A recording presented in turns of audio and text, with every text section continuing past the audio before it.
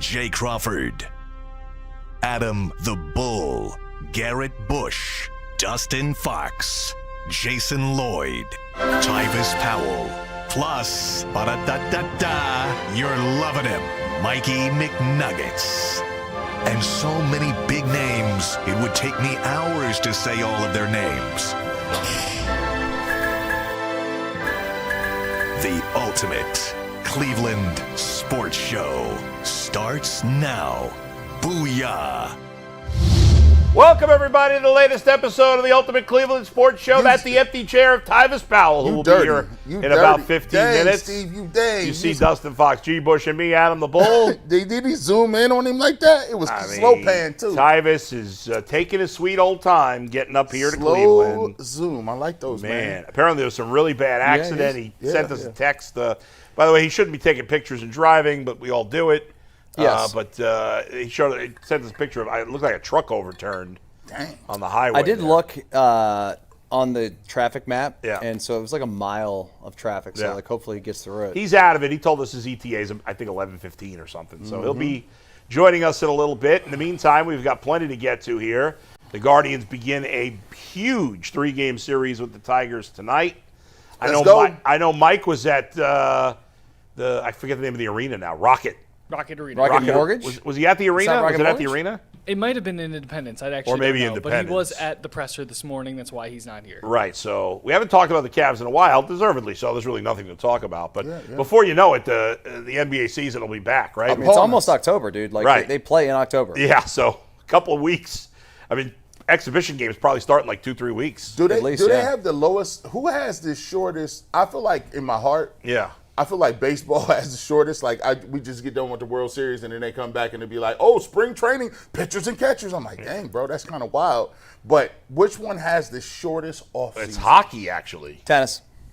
Well, Well, but y'all of the get- team sports. Y'all I'm catch. just telling you. Y'all catch- There's like 3 weeks off in tennis. Well, So- I mean, what about golf, too? They don't take a lot of time off I don't either. actually know in golf, but Soccer Yeah, but players play year-round. What's that? Soccer players play year-round, depending on what club, what division, and what league Yeah, they're that's playing true. for. But of the team American sports, hockey is slightly shorter than the NBA because hockey starts before the NBA does, and they basically end at the same what's time. hockey play? 100 games? No, they 82. play 80. 80? 82. Okay. And I'm pretty sure. I feel like hockey, But it's spread out over a little bit longer of a Yeah. time. because it's during the NBA finals and hockey and basketball coincide. Yeah, they end at the same time, but hockey Yeah. starts a little earlier. Yeah, that's nasty. So anyway, yeah. Football, unfortunately, is the shortest because it's the one that most people love the most. Kind of savage, like though. Yeah, there you go. It couldn't be too much longer. Although who knows? Soon enough, we're going to 18 games. They'll probably add a second bye, and we'll end up, playing the Super Bowl close to March. We shall see. But plenty of Brown stuff to get to today as well. I got a couple of plane stories to tell, but I think I might save it for tomorrow when Mike's here. Well, make sure. You got to do it when You I'm guys here. will both be here anyway, good. Right. and Mike will be here tomorrow. Jay likes a lot of my stories, so Jay's here You tomorrow. said planes, like I a have travel story. Yeah, 2 stories Okay. on the plane. One you will really appreciate. Well, I enjoy any you're gonna travel like- stories because I think you'll I be have on my a side. lot of takes. I have more takes probably about traveling Yeah. than Yeah. I do have on like the Browns. You'll enjoy these stories, so I'll Well, save them for tomorrow. Yeah, is there an age limit? I was wondering, like, I don't have any small children. Is there an age limit on when your children are ready to be put on planes so that they act right? Well, I think you certainly. I mean, what are you have gonna to? do? You have to like know if your kid's going to behave. You can't know that with a baby. No, babe. I don't know. I mean, I guess you have to. I don't know. Some parents know how to take care of their kids, dude, and some don't. Yeah, but when it's a baby, that has nothing to do with the parents. An infant, Yeah. I get it. Yeah. I get it. We had 4 kids. This has nothing to do with either of my stories. But on my flight, because both of my stories are from the flight from here to New Jersey. On the flight back, though, we had 4 kids on the plane under 2. And they were all pretty quiet, but you just got lucky. Do they have Tylenol PM or melatonin for babies yet? I don't think so. I don't know. I mean, Don't question me. Like when I get to be a parent, like remember Yeah. the dumbest thing G. Bush ever asked? You can't ask. Most do people they have don't know. melatonin for kids? Yeah, they have melatonin for kids. I don't know about for babies. My son takes melatonin sometimes, but not. I don't know about babies. I get groggy with melatonin, man. I never need it because I fall asleep easily. Really? Yeah, I'll wake up in the middle of the night and then I have a hard time getting back to sleep. Okay. But I never have trouble actually falling asleep. I've been taking magnesium recently. That helps Yeah. with sleep too. Yeah. Oh, really? Hey, Yeah. man, I got the hard stuff. The hard stuff. what are you the taking? Xannies. No. That was funny back in- You got a couple bars. No, man, I got Ambien. Ambien is okay. Well, that's just as hard. Yeah, Look, I got some. You don't take it every day, do you? Nah, you can't. You can't take it every day. If you take it too many days, it don't work no more. Yeah.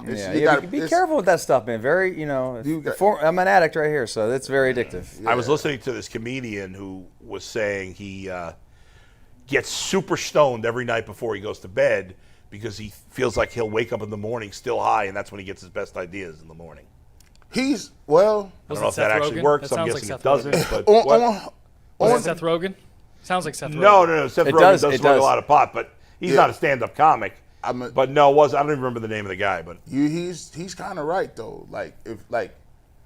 If I used to do my podcast, and I used to have Tyler on PMs. Like I would be like this before I got diagnosed with severe insomnia. Like Right. if I didn't take medicine, I could probably stay up like 72 hours in a row. Jeez. And I used to do it all the time, but I would get really sick. So it was like that's not healthy. No. And so basically, but if there is a moment where you are kind of like, man, these ideas is crazy right here. Yeah. Because you're not thinking. It's just like you're in a whole nother twilight zone. using another part of your brain, I guess. That's what happened to Lil Wayne's rap career. His rap career's gone? He stopped taking drugs, bro. That's Don't it? do drugs, kids. But Yeah. Unless you want to be a great rapper. Don't All do- right. Garrett's out here glorifying. do not do it. Yeah, do G. not do Bush it. did not say that. Listen, say no. Remember Dare? I do. Looking forward to the training This email. is your on brain that on drugs. Yeah. just- All right. Let's jump into it. Another big injury for Dawand Jones, but before that, we go to Anthony for a read. Yeah, guys, the NFL season is here, and FanDuel is making sure you're ready for kickoff with a can't-miss offer. Right now, new customers can bet just $5, and if your bet wins, you get $300 in bonus bets to use across the app. I love using FanDuel because it's super quick and easy, and it's the best way to add a little bit more energy to my Sundays while I go 0-3 in fantasy. So, I got to ask, are you ready to play? Download the FanDuel app now by visiting FanDuel.com/UCSS to get started. That's FanDuel.com/UCSS to place your first $5 bet. All right, Anthony, good job out of you. So, guys, things could not be in much worse shape on the offensive line right now. Dawand Jones was the one hope we had for the future of the position, and now it seems like you have none. Dawand Jones out for the year, season-ending right knee surgery, torn ACL. Looked like a dirty hit, but He said it's not an ACL. Sorry.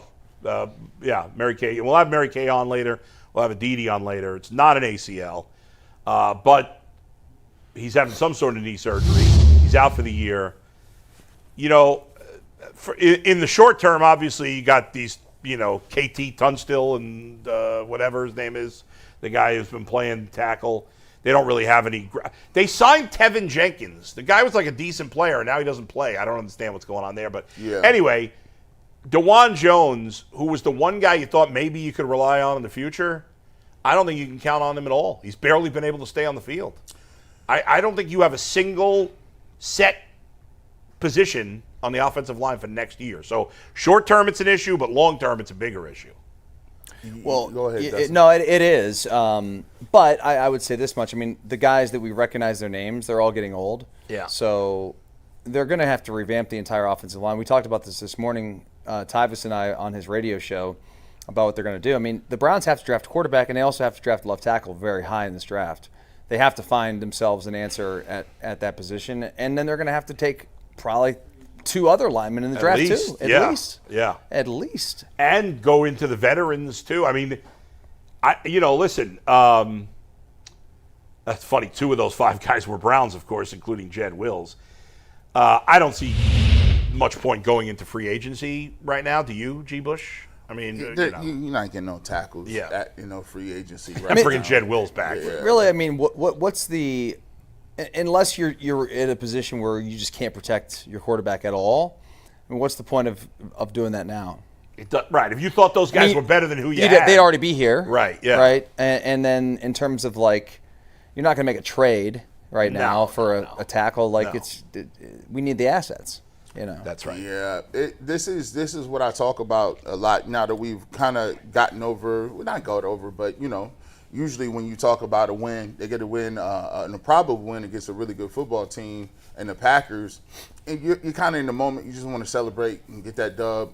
But, you start to unpack some of the other things that come away from it. You get to the Dawand Jones situation. And when you talk about Dawand Jones, yeah, he's pumped.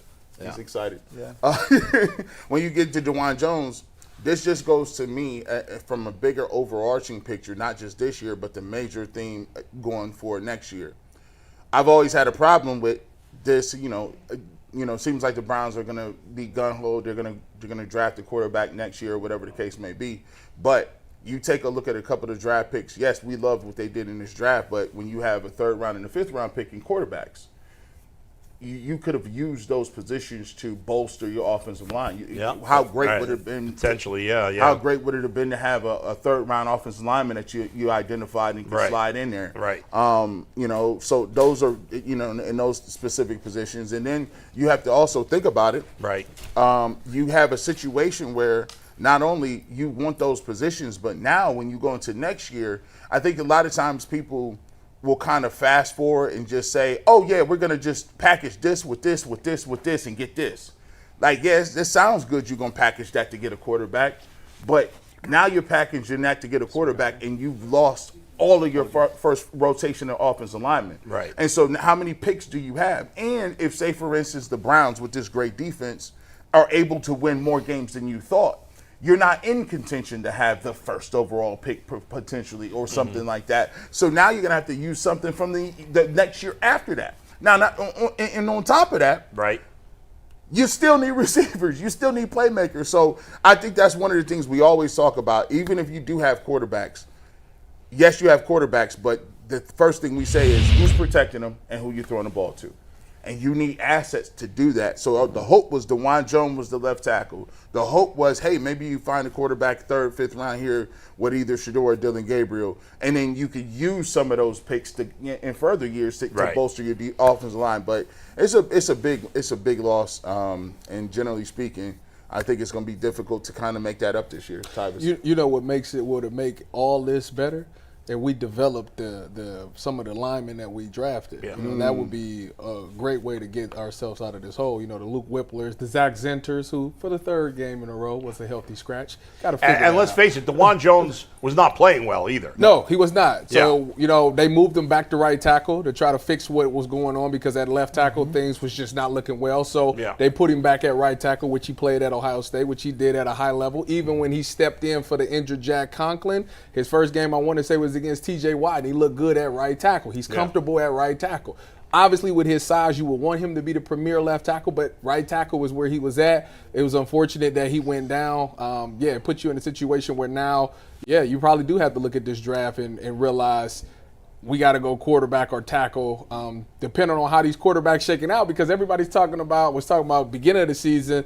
This is the year for the quarterbacks. Oh, there's so many quarterbacks. It's early. It's still early. And as early. we continue to go through this season, you start seeing people get crossed off the list more and more. So, the left tackle position is something that's at a premium. Obviously, if they do get a pick in the top 5, maybe they have to look at that and maybe they can hit on the quarterback. Or maybe the quarterback is on his roster. We still haven't seen the 2 young guys. So therefore, there is hope to be had there with Dylan Gabriel or Shedeur Sanders. Right. But we'll see. But from a long-term perspective, we know for this year, obviously, they're a mess at tackle. But I don't think I've ever seen anything like this that I can recall. The Browns literally have, at this moment, not a single sure starter on the offensive line next year. Yes, they do. Who? Luke Whippler. Go Bucks. He's a sure starter? You see this guy, dude. Come on. Tyvis, what I'm drugs are you on? I'm willing to bet my life on it. But he's not a short bet thing your to life be a on starter. nothing, first off. Willing to Secondly, bet you're my life. betting on Dustin. Luke I'm Whippler. willing to bet my There you life go. that Luke Whippler is on the start Reel him line back next in. year. I'm trying. He was a 6th-round pick who hasn't played. He's a beast. Then why doesn't he ever play? Because Ethan Pochik is. No, he does. Ethan Pochik wasn't even that good. He plays. He goes out for routes. Ethan Pochik was darn near a Pro Bowler his first year with the organization. But That was what, 2 years ago? But he didn't play well last year, and he hasn't been that good this year so far. Luke, every time somebody goes And he's a free agent. Luke goes in and does well. Okay, and then Zach Zinter so far is a disaster. He thinks Will Howard's going to lead this. No, I never. That's Jay Crawford. That feels that way, not me. Oh, he's the one Buckeye you don't like? Who? Will Howard. No, I think Will will be fine. I just don't. Jay thinks that he's the next big thing. I'm not going to go down that road. He's the next nothing. Dang. No offense. That's pretty offensive. So let me ask this question, because it's how I look at it is like this, man. I'm into planning and strategy. If you don't have nobody under contract for the offensive line, Yes, you do. well, you got some people. They're not Nobody that guaranteed. started. Nobody that started. Okay, has that's playing fair. experience. Fair. There's no playing starting experience coming back. Except for Dawand, who's been injured almost all the time. So we don't know when he's coming back. And the other Is he guy, out for the year, guys? what's the guy they just traded for, the dude that's playing. Cornelius Lucas? No. Kevin, KT Tunstall? That dude. I think that's a singer, KT Tunstall. That dude. It is a singer. I think I'm changing his name. You got him too. when pretty you sure. said that, I'm like, Yeah, I yeah. think you said the I'm singer's pretty name. sure he's under contract. Hey, only Tunstall I know is Laramie. By the way, Only Dawand Tulsa we lost all this acknowledge weight. is Laramie. Being hurt's not necessarily the best thing No, for him right it's now. not. Like, I'm just saying, like Yeah. when you go through a big change like That's that, true. you guys are Yeah. big men. Yeah. So like, if you've ever lost weight, think about when you tore your Achilles. Right. It's easy to eat yeah. the ice cream. Bro, Yes. you not. I hope it acting- doesn't happen for him. I hope it comes right. back great. But I mean, I'm a little concerned about Yeah. that. If you, so you, and we. Now I always tease Jason Lloyd. Jason Lloyd sold us on a mini reboot.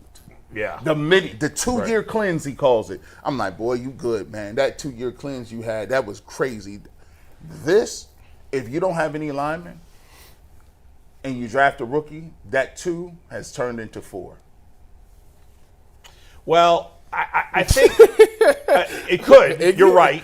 But listen, we've all seen good quarterbacks at times make up for problems on the offensive line. But you can't make up Joseph Lee Burrow. Right, but that's not Joe Burrow didn't even make up a 5. Yes, At he least did. he had some people under contract. They Right, was, right, was horrendous. I mean, but we like Shout out my Well, boy. not all of them, Shout but- out my boy Isaiah Prince that played on So, that line. Tyvis, all Go jokes aside, He's not you saying That's not the point. This He's offensive there. line group is nice. You saying that there's any sort of you have to have zero confidence in this offense group. So what you talking about? The one that's the one the next year? Yes. So this is my thing. Let me see that. So this is my thing, man. Yeah. I'm gonna throw this little. I'm gonna play devil's advocate with you. Okay. Y'all catch my drift. So I think that you have bodies, right? You got people that you got bodies. You invested draft picks in some. You got 3 players that you invested draft picks in. Yeah. You know, Luke 6, Zach Zinter 3rd, and the 7th round kid from the Rams, right? So you got 3 players that potentially. Now what I'm saying is right now would be the perfect opportunity for you to develop those guys, knowing that you have to depend on them in the future. Right. Now, to me, this all falls solely on coaching because, you know, if you you decided to if you drafted these guys in these positions that you drafted them, and Luke Whippler should have been a higher draft pick.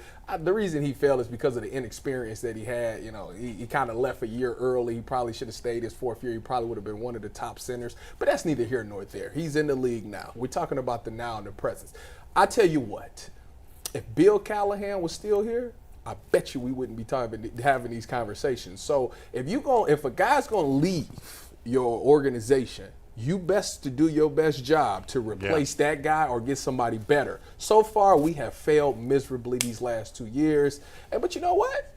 Brian Callahan, things might not be looking good there, so Bill might be available at the end of the year. So you might get him back. But that's true because Brian we need to develop our offensive line. And that starts with coaching. To me, guys, my game plan for this offseason, and let's assume that Joe Bitonio does retire. No, he 100% is. He's going to retire, right? Isn't he like not under contract after this either? Yes, that is he's the case. done. So here's my thought on what I would do this offseason. This would be my game plan as of now. I would re-sign Wyatt Teller. He's your best offensive lineman. He's not elite anymore, but at least I'd have one steady guy right? He's still good. One. I would re-sign him. How old is Wyatt? 33? 30. No, I think he's 30 or 31. I think he's Yeah, 30. 30. That's not So I'd re-sign Wyatt Teller. So you got one. Go ahead. Number 2, I would draft a left tackle with one of my 2 first-round picks. Assuming there's a guy worthy, there probably will be. I have to draft a left tackle in the first round. Will we get it right? We talk about the quarterback position. The only thing that gives me hope. We got the line right. The only thing that gives me hope. We ain't got the line right. No, but it looks like he did a very nice job with the first 4 picks in this year's draft. That's the only thing that gives me hope. I'm not saying it's a guarantee. Nothing is. That's what I do. We ain't got the line right. We ain't got one person on the line That he's drafted? outside of Dawand. Well, but I can't count on Dawand. So that's it. So that's 2 spots, right? Dang, man. So I got a left tackle, first round pick, right guard, Wyatt Teller. Now, I am now going to go to the free agent market. Whoever the best offensive lineman is available, whether it's a left guard, a center, or a right tackle. You don't need a center. You got one. In my mind, we don't. So whoever the best free agent offensive lineman is. These are free agents now, not these guys. I mean, at the end of the season, these guys are all terrible. Yeah. At the end of the season, I take the best, and then I fill that hole. Okay. And so that's 3 spots, hopefully. Okay. And then What about Tevin Jenkins? They haven't even used him. Isn't that He's a wild? free agent Is he also. a tackle or a guard? I thought he's guard played for both. us, I right? think. I don't know, but and so whoever the best free agent is, that's 3 spots, and then the other 2 spots, I have to hope that I can get somebody in the 2nd or 3rd round, or Zinter, or whatever, or your boy Whippler. Well, you should pencil. He's in. But I'm not saying this is going to make you feel great, but I think you got to re-sign Wyatt Teller because you got to have one short thing at least as a building block for that offensive line, and then you get one other veteran, and the other 3 guys got to be young guys, and you got to get it right. It's big ifs. I get it, but what other tricks do you have? It's not like there's an easier solution than this. I mean, what else can you do? Dustin, that don't give you much confidence. Me? No. No. Or you could trade for one. I don't think the Browns should draft a single defensive player next year. They should go quarterback, tackle in the 1st round, take a wide receiver in the 2nd round, take another offensive lineman in the 3rd round, and maybe another offensive lineman in the 4th round. You just gotta pray that they can find somebody in the might have to get a in like middle of the draft, like a middle round guy that's going to be a starter, for a while. Yeah. I mean, the Browns just haven't been able to find the talent at receiver or at line in the draft. No. So Now, they haven't drafted anywhere above a 3rd round pick except for Zinter at either of those positions. Jed Wills. Oh, yeah. He sucked. Yeah, all right. Bad job out of me. Yeah. Top. Oof. I was trying to forget about that one. Yeah. That we're in the position right now because of that. Yeah. We here because of Jed. They're supposed to have Tristan Wirfs. Right Yeah, now. the all-time, the multiple Pro Bowler, right? Yeah. The guy that is covering Baker, right? This is wild work. Here's what I'm gonna do. Here's what I'm gonna say. They making up for it. Like they've learned. Like it start with this draft. Like Here's what I'm not gonna. They got to build on this momentum. I'm not going. People might be mad at me. Under no circumstances am I willing to say, given what I've seen in this quarterback class, that I am drafting a quarterback in the 1st round. Listen, it's early, though. It's early. Lenore Sellers would be fine. Hold on now. Hold on what I'm going to say to you. Mm-hmm. Here's what you could really say. You know what? This is the conundrum, right? Go ahead. You can't have it both ways. Okay. You can't play Joe and get 0 from Joe and still keep playing him. When you can I would be willing to say, hey, let's draft the quarterback. You know how we could do that? Play these dudes, and I can find out if they good or not. Well, that's inevitable. They're gonna play. I ain't talking about inevitable. I'm talking about. I want it right now quickly. too. To me, be honest with you, if we can't put no points up this Sunday, first of all, we're gonna get boat race. That's second. First off, secondly, I'm making the switch by halftime. This is ridiculous. Dustin, we talked earlier on the podcast. You don't think it's time to make a change? Do you think Tyvis is right? It could happen after this week or in this game. I guess it depends how he plays in this game. Yeah. I mean, this is a much worse defense than the Packers. I think he threw for 140-something yards with an average of like 3.9 yards per attempt. Crazy low. Check down Charlie. or per completion. No, it wasn't good enough. I know that. If it's like that again, yeah, we'll have a conversation. But I'm not willing to do it after one game against what I think is one of the better defenses in the entire league, one of the better pass rushes, against an offensive line who lost a starter in this game, and the line wasn't that good to begin with. Our quarterback's a statue. I'm making a million excuses. I know that. Yeah. But the point is, I said the same thing with the kicker. Like I didn't want to cut him. I wanted to give him another opportunity. Same with Flacco. He's earned the opportunity. And if the kid was ready, if Dylan Gabriel was ready to play, he'd be in there right now. Yeah. You know how you get ready? Play. Yeah, but Tyvis, you know this, man, and we didn't play quarterback. You need more time to watch and really get yourself in the position to be thrown to the Wolves like that. Do you imagine how bad would Dylan Gabriel played on Sunday? They threw him to the Wolves on Baltimore. I don't know that he could have played any worse, but he probably would. Okay, let's say he plays the same. What's that do for his confidence?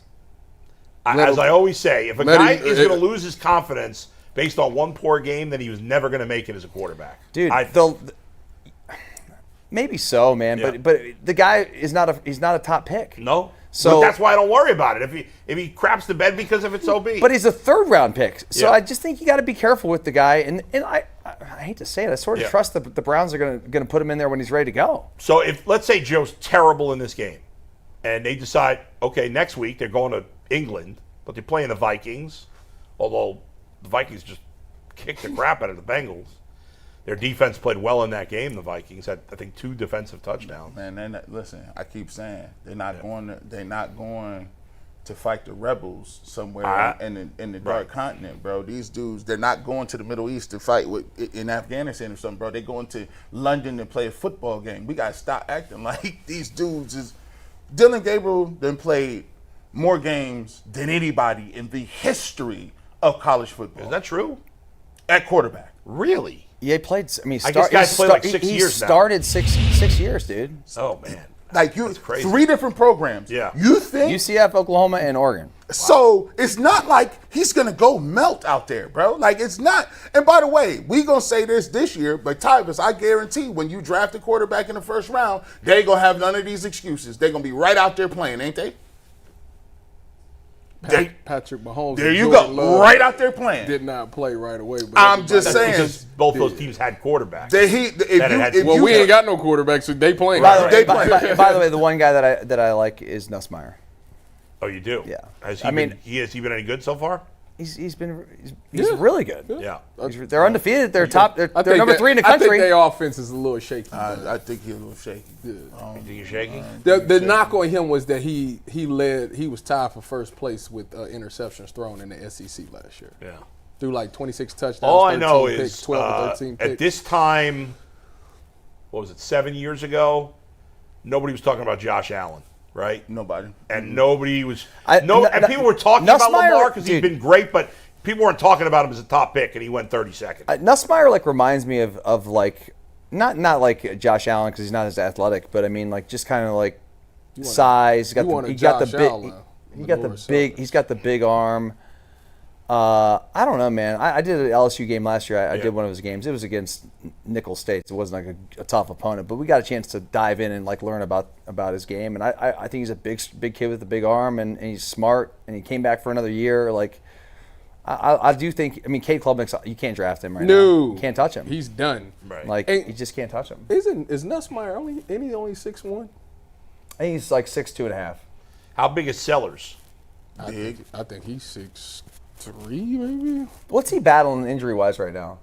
Has he got an ankle or something? I think it was like a rib. Is there some guy kind of further off the radar that's making a name for himself? Fernando Mendoza This dude from from Indiana. He didn't threw for like 5 touchdowns the last 2 games. From Indiana? Sellers is 6'3", 240. Indiana's got a nice offense right now. What year is this? What's his name? Mendoza? Fernando Mendoza. He's a senior. He transferred in. You want to know his measurables? Yeah.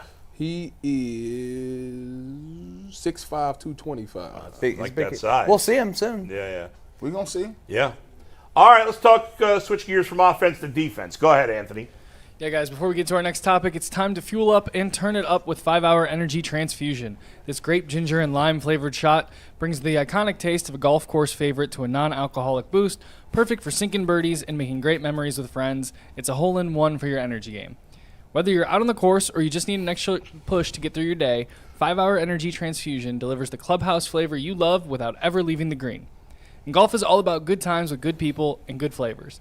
The Grape Ginger Lime 5-Hour Energy Transfusion gives you the best parts of your clubhouse go-to without leaving the course or chasing down the beverage cart. Now you can amp up the fun with even more. Just buy, snap, and enter for a chance to win a dream golf trip for 2 to any golf tournament in the USA.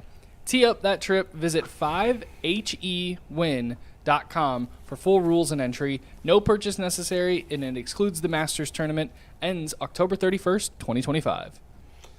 So before we fully go over the defense, guys, it's not crazy to think the Browns could have the best defense in the league and the worst offense in the league. That's where it's I think trending. I think it's where it's trending too. It's trending that way, yeah. I mean, I wonder if that's ever happened before. Like the number one defense and the number. You think 1 and 32? Was the Baltimore that good? The offense that? Well, It wasn't there's great, one but way to find out. But it wasn't 30. I mean, I guess it depends on. There's what do you? There's 2025. It's What right are you basing that on? Yardage or whatever? I don't think. Well, what do you do? What do you base? Traditionally, it's yardage, but I think that's stupid. I should be scoring. I don't even think it should be scoring. I think there's some advanced stats on it. But whatever. The Ravens' offense was not very good when they won the Super Bowl, but I doubt it was 32nd. They had a great running game. I'm sure they just didn't have much of a passing game. It probably happened back in the day. But dead last? I don't know. Like the Browns. Yep, it's happened. 1991. What was that? Philadelphia Eagles. They had the number 1 ranked defense in both yards allowed and points allowed. Yeah. Reggie White, Clyde Simmons, Ron Brown, Seth Jordan, those guys. Their offense was dead last in the NFL in total yards. They cycled through 3 quarterbacks. Randall Cunningham, Jim McMahon, Jeff Kemp. Due to injuries, the offense never found any rhythm. There you go. The other close cases, this is great. ChatGPT is the best. Yeah. You got to double check it, though, because there's some things wrong. Yeah. Baltimore Ravens in 2000 had the number 2 defense behind Tennessee, and then they had the league's worst offense. All right, good call. And then after that is the 77th offense. All right, so it's happened. It's rare. Very rare. 3 times in the last 50 years where it's been even close. One time it actually happened. One time it happened, and 2 other times it was on the doorstep. The Browns could be there. Well, they're not there. They're 30th in offense. Well, in yard.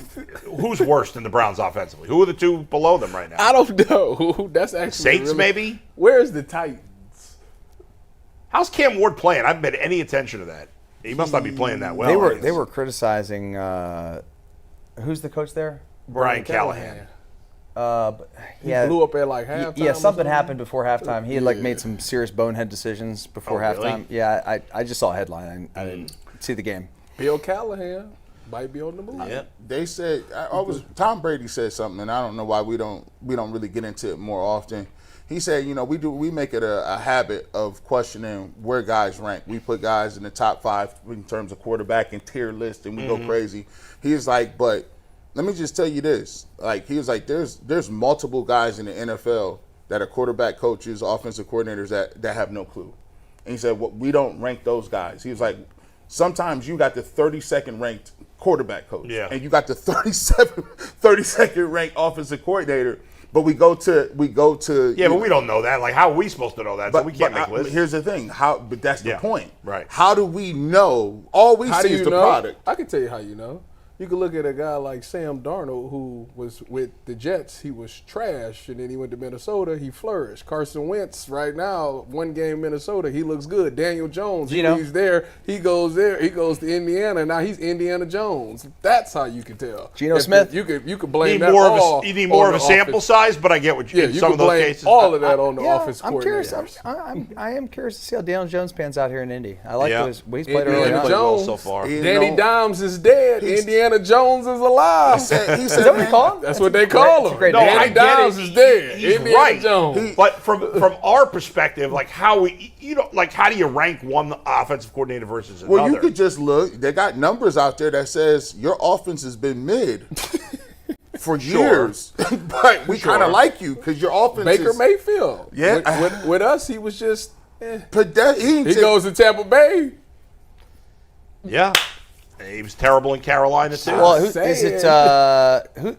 do you have in Tampa? Didn't he? He had Liam Cohen, and he's now the coach of the Jags, right? Yeah. He didn't have, so that was really awesome. That was one of the most awkward things ever. The press conference. Yeah, that was weird. He's a little well, remember when Ben Johnson went to the Bears? Remember after the first week, people were like, "I don't know about the Lions anymore." Well, now they scored 90 points the last. Remember 2 Crazy Eyes, Adam Gase? Yes. Yeah, he was crazy. Never got over that. The crazy eyes sunk him. You know what coordinator we could talk about too? Jim Schwartz and his Browns defense. Look at Anthony. Pulling us back Bring in. it back. I mean, we were talking about the defense, but How did we get to do we feel like the Browns are? Is it too soon to declare the Browns a great defense? No. Nope. No. No, I think that because here's the thing: Jim Schwartz has already had the Browns be a top defense in the league with the Browns, and they've had a million injuries, and they've overcome those things. And now Myles Garrett is, all world. We know that. And you've got these pieces they've added, dude, that have played so well. And the Mason Graham dude is a baller. And then Schlesinger looks like he's going to be the freaking next Luke Kuechly. High praise. Maybe it's early for that, but you get the point. I mean, the guy's everywhere. You can see why. And I even think we're not taking into consideration just how sometimes when you watch a person for so many years, I call it like the LeBron factor. When you see a person that greatness up close, and sometimes when you don't win the championship, you just start to take for granted how good somebody is on your squad. Like you've argued that Jose Ramirez does the same thing in baseball, where because he plays for the Guardians, he's always around the league looked at as a top 10 player every single year. And we kind of be like, oh, it's Jose. Cool. You're right. We take him for granted. But Myles Garrett, bro, he's going to go down. He has a chance to be the best defensive end ever. That's crazy to say at a profile position where you got Reggie White and Michael Strahan and you got Lawrence Taylor and you got Bruce Smith and some of these guys. This dude, athletically, to me, is freakier than all of those dudes. Like he's the stuff he doing. Like he's to the point where it's like Ultra Instinct Goku, bro. He's just out here with silver hair running around, just not even thinking about nothing. He had a move on a dude where he just jumped outside and just jumped back in. It's like, oh, now you see me, peekaboo. Now you don't. I'm inside. Get off me. And it's like, bro, he don't even got to have hands on nobody, bro. He not delivering. That's a tenet of what the old school football was, Tyvis. You had to deliver hands. You couldn't run around. Nah. You know what they do now? Move. They yell, Jordan, run! Jordan, run! By the way, that monster's coming! By the way, with that half sack that Myles Garrett got this past Sunday, he moved into the top 50 all time in sacks, career sacks. Now we know who's number one. Sacks weren't a stat, and so there were some guys back in the day that got screwed. Strahan. Number one, all time total sacks. In a year? I mean, for a career. Bruce Smith. Right? It's Bruce Smith with 200. Yeah. Right? Bruce Smith played. So Myles Garrett has 106.5. Will he get another 90.5 sacks? I don't know if he's going to play that long. Bruce Smith played with Abraham. You know who the active... Not John Abraham. Abraham he got to get 90 more He sacks. needs 93.5 more sacks. That's a whole career. 94 more sacks. That is a career. To break the all-time career.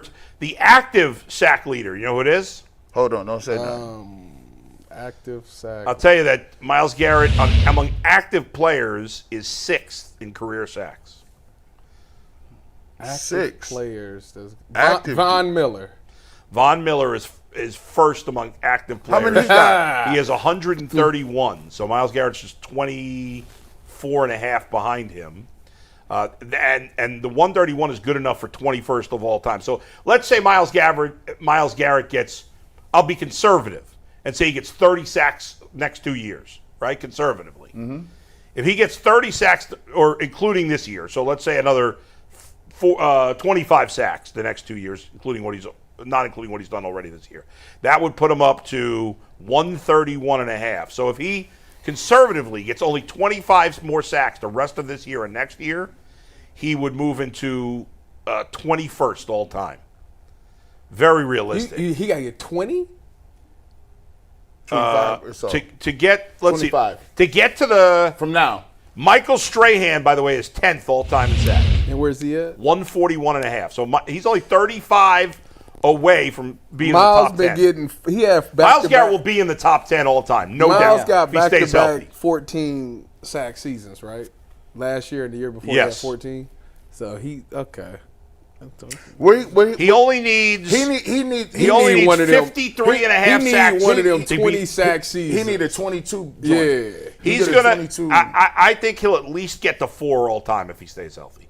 He needs 54 sacks to get to 4 now, all there's time. some sneaky dudes on that list, bro. And how old is Miles? 30? 28? 20? Is he still in his 20s? Let's see. But let me answer this You think he's question. going to get the single season at some point? Let me answer the question. What, 22 and a half? I haven't answered the question on the bottom of the screen. Myles Garrett will turn 30 on December 29th. So he's still 29 years old. He probably got a good What's the sack record for the 3 season? full seasons. 22 and a 22 and a half. half, the straight hand guy? Yeah. Maybe past Gastineau? That Brett Favre. Yeah, that was crazy. I feel like he can get it.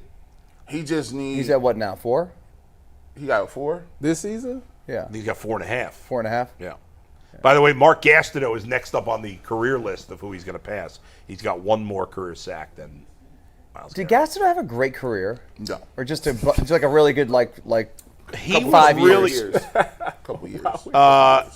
No, It's hard to say you got to have 100 and you ain't had a good career. But He had. He's 4th all time, dude. You have to have a great career. So he had a 5-year, like a 6-year. Like, where he was great? He had a 5-6 years. His rookie year, he didn't play much. Starting his second year, he had 11.5, 20. Wow. crazy. Then he got hurt, only had 6. He only played part of the season. Then he led the league with 9. By the way, when he had 20 and 81, he didn't lead the league somehow. I don't know what they. Then in 83, he had 19 to lead the league. 84, he had at the time a record 22 to lead the league. Then in 85, he had 13.5, and then he fell off a cliff. Then he had 13.5 the rest of his career, and that was that. That hurt him. You know who got a lot of sacks? Sneaky. Kevin Green got a lot of sacks. He's number 4, I think, all Kevin time. Green got a lot of sacks. Rams, Steelers. He got a lot of Kevin sacks. Green is number 4 all time with 160. And how many's Reggie got? Reggie's got Reggie White, Yeah. 198. Bruce He's Smith number has 2. 200. He's number 2. Yeah. To be that big with 198 sacks is stupid. He's 315. Bruce Smith, Reggie White, Deacon Jones, Kevin Green, Julius Peppers, Jack Youngblood, Chris Dolman, Alan Page, Lawrence Taylor, Michael Strahan. That's your top 10. What a list. What a list, man. Chris Dolman goes under the radar. He's underrated. Pat Swilling is under the radar. Can I answer this question? Yeah, go ahead. sorry. Go ahead. We just Thank you. circumvented your whole game plan. Are you ready to call it defense elite? Yeah, you know why? Because for the first time in a very long time, for the past couple of years, I would say everybody is playing to the potential that I thought that they would be. You know, when you talk about the defensive line, you know, those guys are taking the extra steps. Even is Alex Wright playing? He had a sack Sunday. Did he? Yeah, he has Yes.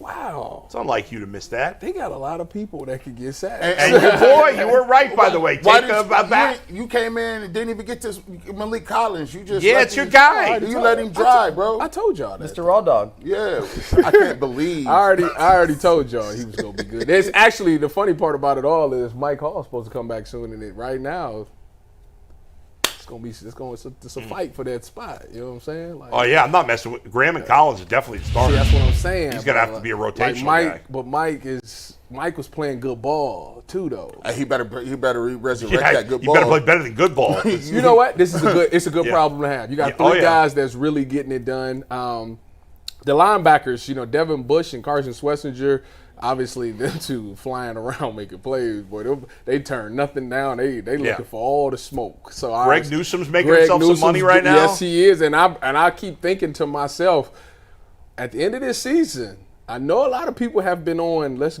We can trade G New.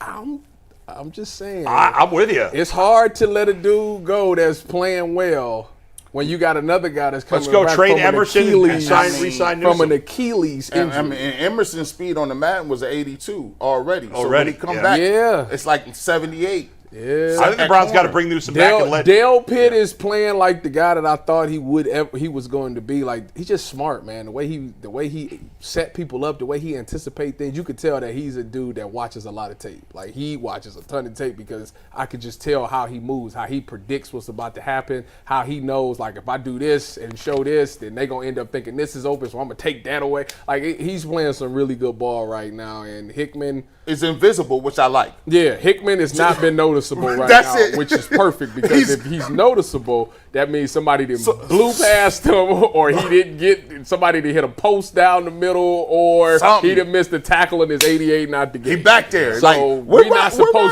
not supposed to notice him. I didn't see Ronnie today. Good. I don't want to Dustin, see you ready Ronnie. to call this defense elite?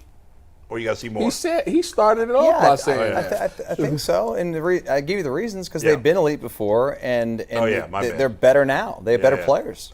Well, you think about it, and again, we've got to see more. And also, not to cut you off, but to Yeah. be elite, you have to have elite players. Right. Browns have not arguably with Myles. I mean, he's the best defensive pass rusher, but best defensive player in the league, period. And then Denzel, you can make the argument. In fact, I'm not even going to make the argument. I'm just going to say I think he's the best complete corner.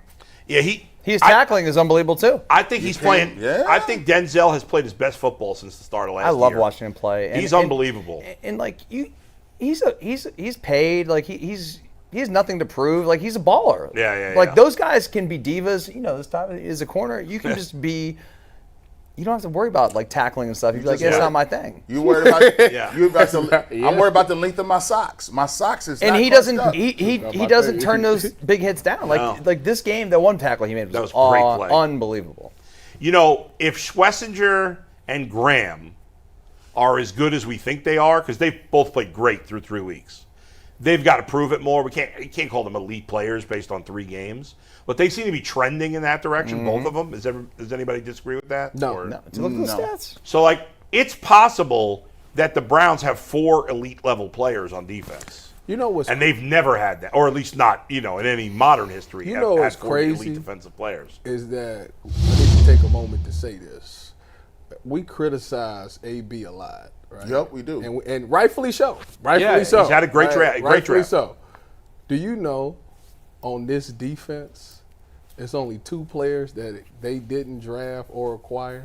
Well, they're the and 2 that's best. 2 best. Yeah. But everybody else was Yeah. acquired or drafted by AB. That's true. Now, So I got to give him a little credit for that. You do, and he did great in this draft. I don't know where they are. He can't get credit for that. Well, And he re-signed Myles. Get this, man. Yeah, Get yeah. them together. yeah. It only took them 8 defensive tackles. That's to not get Mason Graham. Hey. took All them I'm 8. saying Hey, is where we at now. you're that right. All those players, You're right. 9 AB of the 11. On was the brought here grand by scheme him. of things, AB has not done a great job with drafting. However, the defense is good. He's built the 2nd through 11th, the 3rd through 11th best players on this team. Yeah, the Wherever reality is he'll be working at White Castle if he can't find a quarterback. That's true. Or any lineman. Yes. Or another But receiver. the offense is also on him, and the only players you like are the 2 tight ends, Judkins, and Judy. And Judy hasn't played well this year. Yeah, man. We get. That's 4 players. We'll give AB. Listen. I like Dylan Sampson. Hey, listen, AB. All right. I like what you did in this draft, dog. But you're gonna have to keep. Listen, you can't just have one side of your head looking good. When you're trying to get waves, you can't get waves on this side, and it's just naked over here. It's dry. It's the Sahara Desert over here. You got to have 360s. You can't have 180s. So that means you got to get the defense right, and you got to get the offense right, because you can't have. As Anthony put the schedule together, as he put the rundown, he said, "Yo, your defense is grade A+, bro. Your defense is shining. That offense, garbage juice. It's the juice at the bottom of the garbage, where it's just like, whoa, what did you cook, babe? 5 of those rookies have made an impact already. They have. Yeah, well, 4 have made a big impact. They have. They're almost their best players. The 4, their 4 top picks. All right, who's better on the Browns besides them? You got Myles and Denzel. Judkins is the best offensive player they got right now. Is he better than Jerry Jeudy? Yes. Did Jerry? Are you serious? Last year, you guys were arguing me as a Pro Bowler. Hey, Mikey now ain't you're here. saying Judkins Mike's is not better here. based on 2 Mikey's weeks. not here. Mikey, Don't look at me like I'm crazy. That guy McNuggets is not here. He It's pumped 2 him up. weeks. He pumped him up. When they needed a play, they was down 10-0. Earl said he was the best wide receiver in football last They year. were dead in the They water. did. I'm about to say. Quinshawn Judkins, y'all was probably at the game looking around. You was like, these cats can't move the ball. All of a sudden, 30-yard run by Judkins by himself, just making a guy miss. Go Bucks. The defensive rookies are the 3rd and 4th best players on the defense. Better than G New and I wouldn't say that. I'm about to say. I can't put him that high. right. Listen, I I cannot put Mason Graham higher than now. Now Schwessinger's. Listen, let me just tell you this. Schwessinger right now. Listen, Mason Graham. I like. He might be better than him by the end of the season because I feel like he's coming along. I feel like he's starting to understand just being a backfield. We don't care nothing about keeping guys. Who, Mason Graham? Yeah, just Mason Graham. So my big knock on Mason Graham was I didn't know how his pass rush would be. Like I thought that he was great in run stop, but I watched it. We couldn't run the ball at all, and I was nervous that he wouldn't be able to be good in the passing attack. And I thought Mike Hall would be better because that's what Mike Hall is. He's proven me wrong so far. Yeah, he's doing a really good job of defeating one-on-ones, and obviously when you play with Myles, you're going to get one-on-ones. That's it. And he's finally people are taking advantage. Like, you gonna double him? You gonna leave me one-on-one? Cool. Upfield, like that Michigan do a great job of moving laterally, and he does his redirect is crazy. Where they may be going, it'll be a zone play, and the zone is away. He'll take a step and redirect and be right back there. Like he got an arm over move. He quick as heck between the guards. I was questioning whether or not can you get off and hit a move and be in the backfield ready to go at that. So he lost some weight. I thought he lost that little bit of weight coming in between training camp, rookie camp, and regular training camp. I think he looks quicker, and I think that Jim Schwartz is now hammering it into his head. Hey, listen, all else fails. You never gonna be wrong by being in the backfield. You got Myles Garrett over there, 95. You're never gonna be wrong. Just keep pushing and keep moving. But yeah, the defense got a chance. They're going to win some games they probably shouldn't. All they need is just regular, decent offensive play where you can just get the punts. Well, don't hold your breath for that. We do. Before we move on to Mary Kay, who's going to join us in a few minutes, we were talking about Myles Garrett already, but Joe Thomas had some specific comments about Myles Garrett, and we'll hear those in a second. But first, Anthony, go ahead. Oh, I was actually not even going to do it as a separate topic. I just wanted to tie this all in. You guys are ready to call the defense elite. Joe Thomas tweeted yesterday that Myles Garrett is the most impactful non-quarterback in football history. Does that mean the defense is elite if you just take him off the defense? Do you think everybody else can reach that level of elite, or is that too early? No. What is the question? Wait. This defense is elite without Myles Garrett? No. Of course it's not. He's saying Can if you you take get it to off. that level without Myles Garrett? No. Of course not. I mean, That's Joe's point. But Joe's wrong. We love Joe, but he's wrong. there's been other impactful players. If Myles Garrett, as much as we love Myles Garrett, I mean, the Browns have won one playoff game with him here. If he was that impactful. That's so look at it's not. You say nine. He Wait, said we talking about non-quarterback, non-quarterback? he's a non-quarterback, and the reason they haven't won is because they don't have a quarterback. Yes, I hear you, but he's not the most. You talking like Jim Brown, Barry Sanders. You talking like Aaron Donald. You talking about people like that? Hold on. We Ray talking Lewis. about all positions except Megatron, Randy Moss, Lawrence Michael Taylor. Irvin, Jerry Rice. Let me show you. Now these guys all have better talent around them. Let me be clear about this. Yeah. When you could go down the list of all of those guys. Deion Sanders. Deion Sanders Who played. spells his name D-I-O-N. Deion not Sanders, D-E-I-O-N. Prime played for two of the greatest teams ever assembled, for the 49ers and the Cowboys. What we talking about here, bro? Let's keep going. Jim Brown, back in the day, look how many Hall of Famers was playing with Jim Brown. Literally. Like, go back and listen to that. Like, all these other players, Barry Sanders. Yeah, what about him? Barry Sanders is a great player. Mm-hmm. Barry Sanders is, to me, is not as impactful as Myles Garrett. He's not. We're also okay. Oh no, I was just I thought that more was thrown off by the Jim Brown thing. I thought Brown you were played in with a bunch of disgust. pews. You know what pews are? What? At church? Pre-integration white guys. Okay, there you. Those guys are not real Hall of Famers.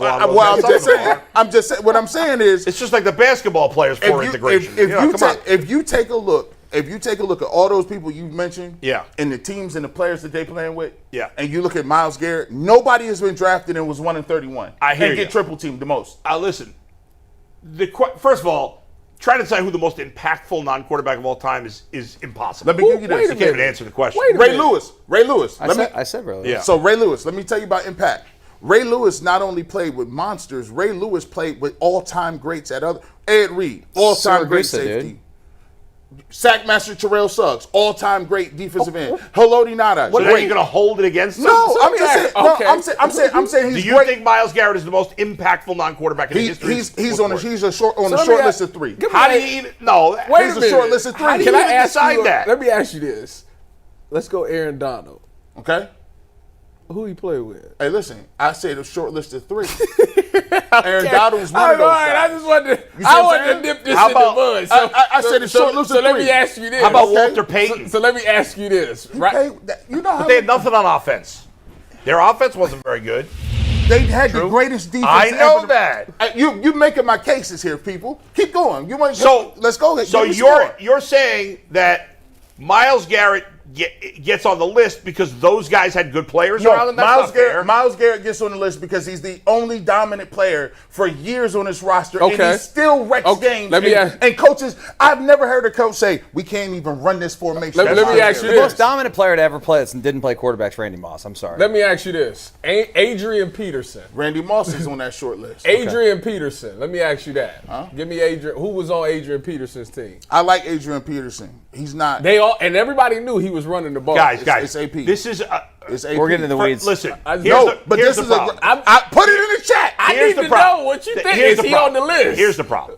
My list is hold on. My list is Randy Moss, Yeah. Aaron Donald, Myles Garrett. Here's the problem. Adrian Peterson had nobody. Tyvis, trying to debate whether Adrian Peterson or Myles Garrett is more impactful is ridiculous. There's no way to debate that. There's no real way to debate One dude rushed for 2,000 yards. If they did a draft, who's getting drafted first? That's a good way to put it. In their prime. They're all in their prime. Myles Garrett wouldn't be first. No. Who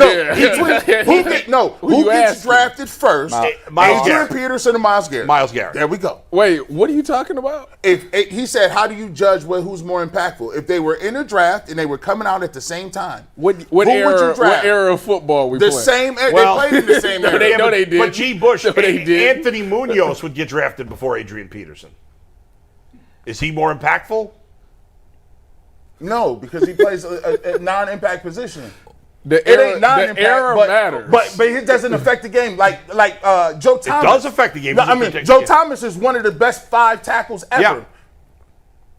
But you wouldn't take Joe Thomas. But Myles, over. I think as of today, Joe, you was right. Would Reggie White have been taken before Myles Garrett? Would Bruce Smith?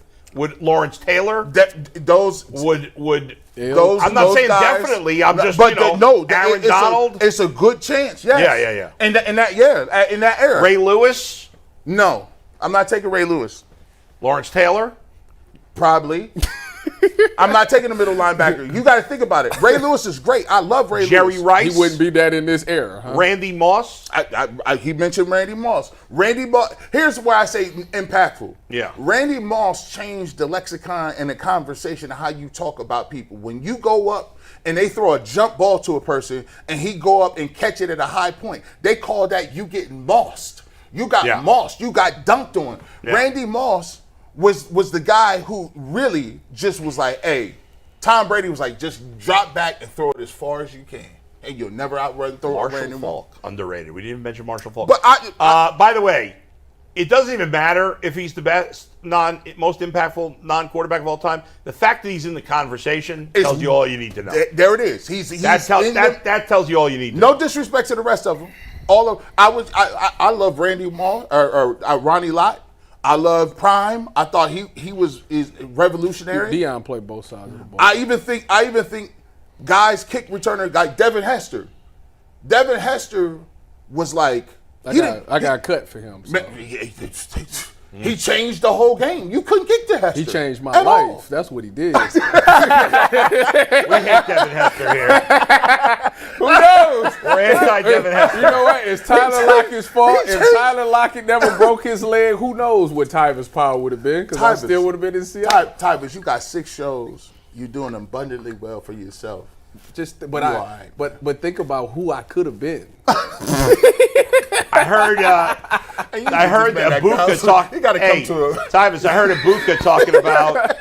Ibuka was asked who his favorite athlete of all time was, and he talked about the Legion of Boom. Have you guys discussed that? You and him? No. He liked the LOB? He grew up in Seattle. Oh, well, then that makes sense. Or in that Seattle Who's area. better, Legion of I can't believe you didn't know that. Or No Fly Zone? Talking about the Broncos? Yeah. Legion of Boom. But I'm biased. Although, when I got to Denver, the only person that was there was Chris Harris. They was nice. They was nice. Zone. They was nice. That LOB was ridiculous, though. Yeah, they was marketed better. It was ridiculous. Y'all had Earl Thomas, who apparently was crazy. Earl? Yeah, who apparently silent assassin. Yeah, like he silent. He don't really speak a lot, but he had that. I heard he had the Mike Doss program where he just ran what he wanted. Yeah, but yeah. Can that happen in the league? Yeah. What you gonna say to Earl? You say to that guy. What you gonna say to Earl if he making the play? Man. See, Earl is. I told you, Earl watch watched Brian more film than Dawkins, dude. anybody. He was not. He was Brian Dawkins. He did whatever the hell he wants. That's a fact. And no one says a word to him. And he calls team meetings himself too. He called himself the Wolverine, man. Weapon X. Weapon X, dude. Yeah. Yeah. Shout out to these. My locker was right next to him. He scared the hell out of me.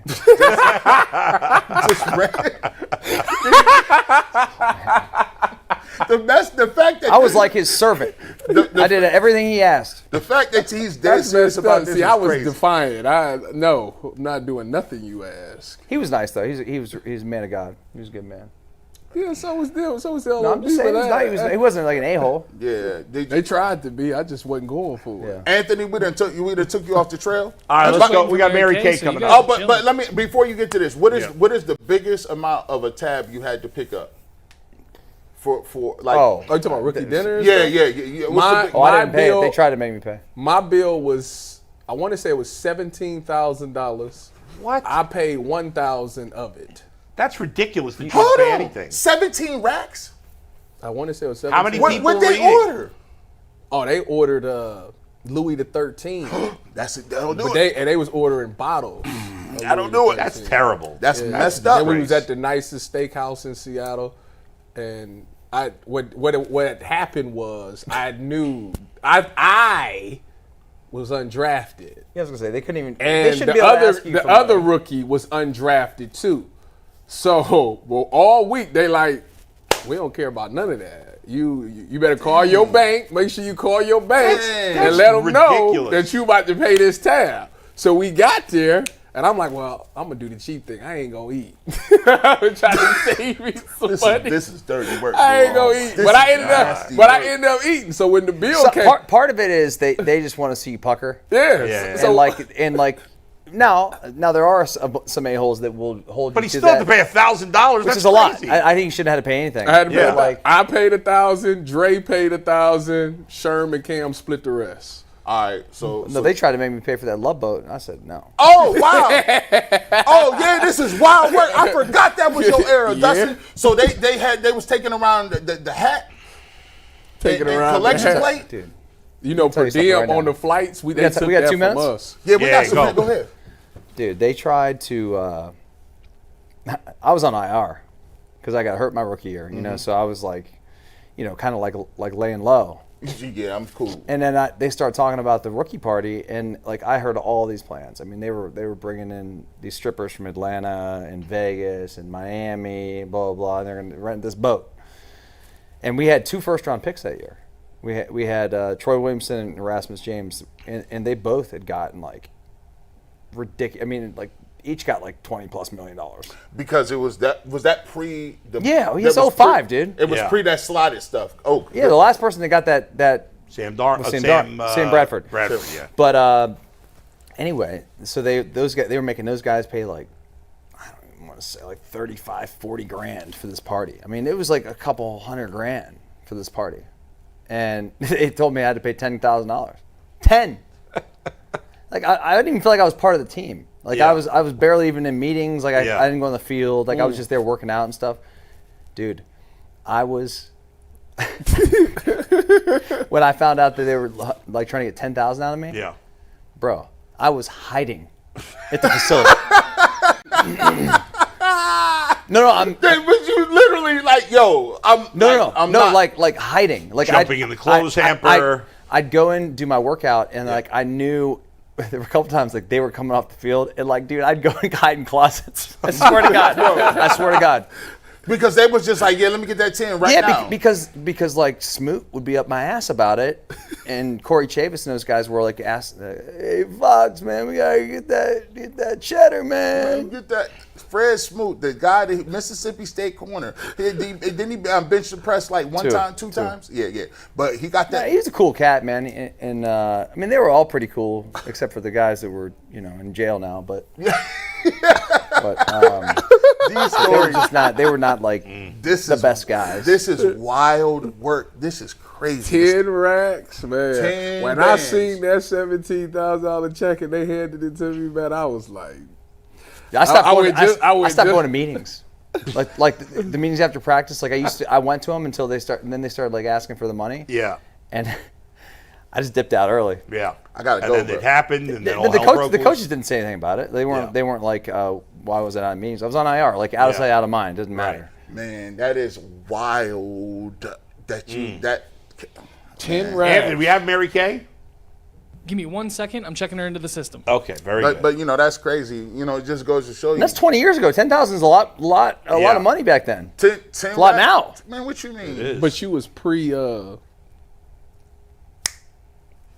What's the word I'm looking for? The collective bargaining agreement. There it is. Old CBA money. Yeah, old CBA. Where you, I was on IR, bro. I was on a split contract. Oh, you had to split your Yes. Never mind. See, y'all know. I made $132,000 my rookie year. You get on that IR, you supposed to make. Is that you before or supposed after to make tax? $500,000, but if you on IR, that gets split in half. You make $250. Listen, the rookie minimum my rookie year was $255,000.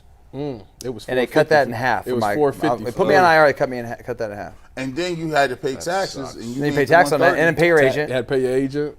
Pay for where you was staying at, bro. Out there. Oh yeah, you was going to Aldi's. Yeah, you couldn't afford $10,000. 10. They're about to 10. They're about to repo my Escalade. Yeah, like what you talking about, bro? That's why. What's minimum now? Oh, it's like 500-something, isn't it? 700,000. More than I'm about to say I was 450, and that it's got to be like 700,000. 2016, it was 450. Every year it went up 90,000, so it's got to be. 840. Yeah, let's say 8 something. Y'all gotta be. I wouldn't be mad about $840K. Yes. Y'all wouldn't even be mad about the NFL money. But I don't play for that right now. Y'all gotta be salty. Give me rookie minimum. Y'all gotta be salty about the NIL money though. That NIL money. Oh yeah, the especially in Ohio State. I wouldn't have, but I wasn't a high recruit though. Man, the bums get it now, Tyvis. I would have tell you what though. I didn't know that like Ohio State players get free Chipotle. All right, guys, let's switch gears. We can talk about this all You got to day. read before Mary Kay? Yeah, guys, I got to hit a FanDuel read here real quick. The NFL season is here, and FanDuel is making sure you're ready for kickoff with a can't-miss offer. Right now, new customers can bet just $5, and if your bet wins, you'll get $300 in bonus bets to use across the app. I love using FanDuel because it's quick, easy, and it's the best way to add a little bit more energy to my Sundays. So, are you ready to play? Download the FanDuel app now by visiting FanDuel.com/UCSS to get started. That's FanDuel.com/UCSS to place your first $5 bet. All right, Mary Kay Cabot is with us, Cleveland.com, of course. There she is this morning. Mary Kay, how are you? I'm doing great, guys. How you doing? We're doing well. Good to have you with us. Let's jump right into it. The Browns are not going to make the change at quarterback. Dustin thinks that he agrees. He thinks they should stick with Flacco. The rest of us think they should make the change now. What say you, and how much of a leash at this point does Joe Flacco have? I'm fine with them sticking with Joe based on the fact that he pulled out that victory in the end. And I think what it showed is that sometimes you need that veteran presence to come in there at the end of that football game and actually pull off what he had to do just in those final couple plays to set up the winning field goal.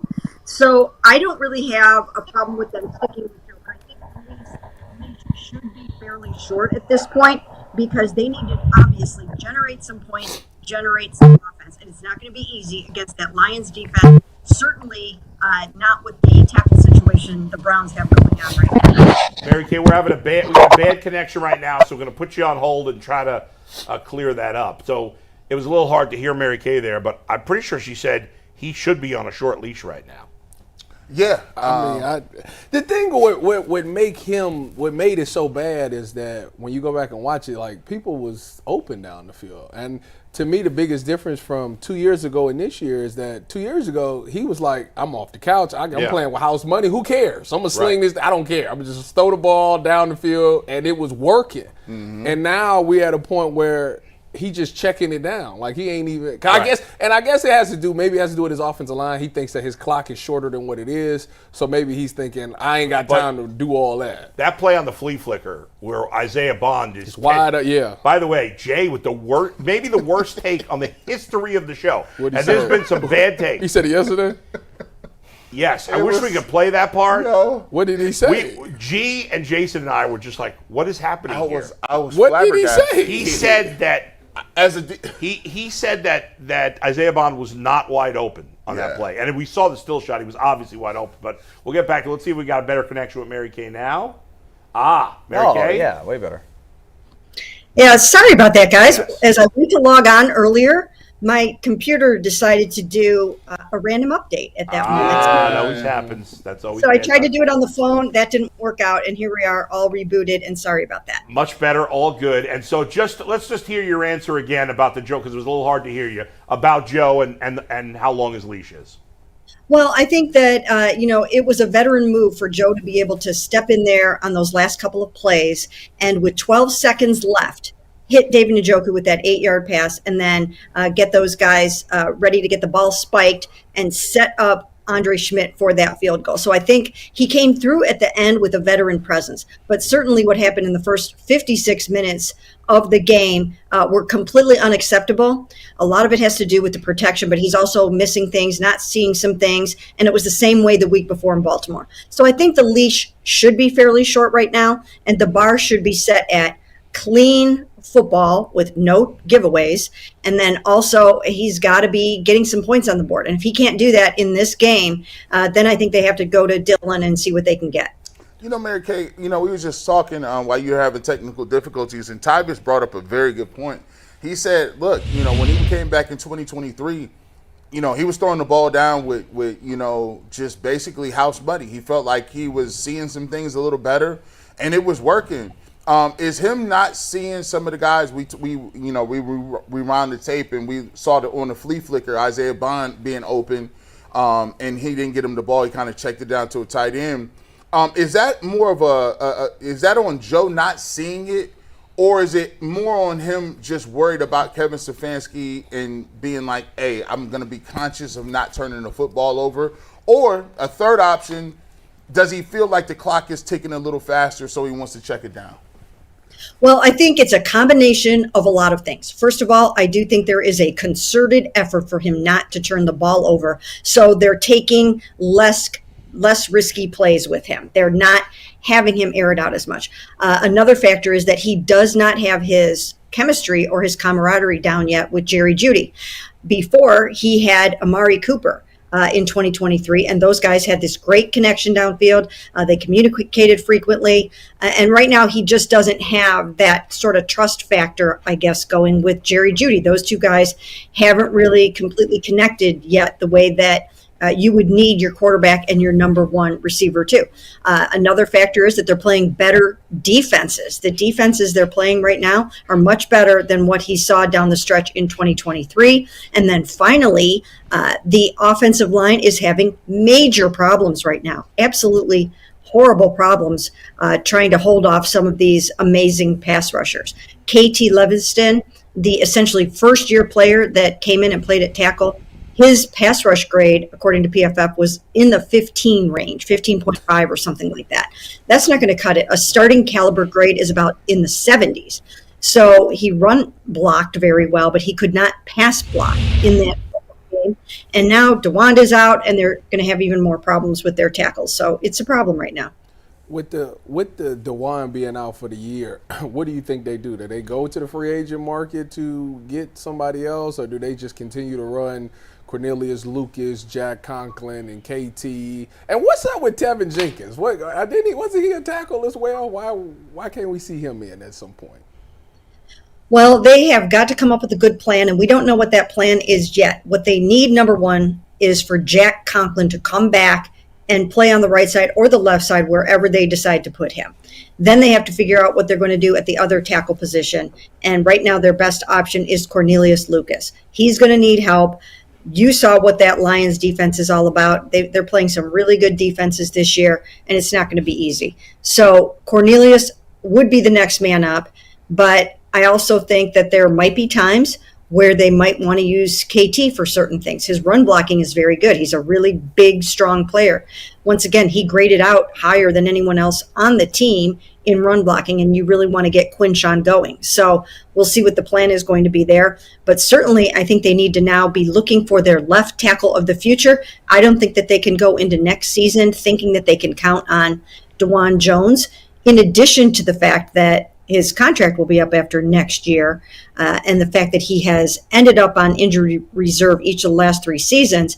He just wasn't really adjusting all that well to left tackle, and I think they were trying to give him a little bit of confidence or see if they could get it back by popping him over to the right side in this past game. So they've got some issues that they need to work through over the next year on their offensive line, certainly at left tackle. Do the Browns, Mary Kay, feel like with Judkins playing as well as he has the last couple of weeks, that it's going to open things up for Flacco and make things better for him in the offense? Is that part of maybe the reason why they're not making a change right now? Well, I think one of the reasons why they didn't make the change is because he did pull out that game in the end.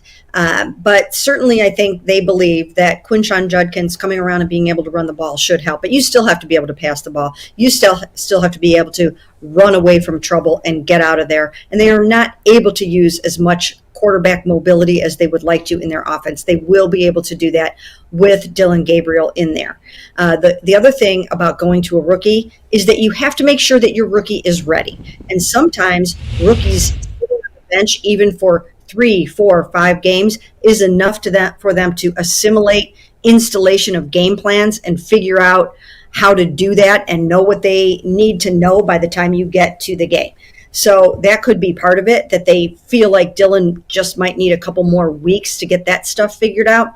But I don't think that they have a lot of time left in them. You can see how amazing this defense is. It's a championship caliber defense. It needs an offense to match. And I'm not saying that it just requires a quarterback, because we know there are other issues right now, especially on the offensive line, and other things going on in the passing game. But I always felt that this team was one quarterback away from contending for the playoffs, and I still think right now.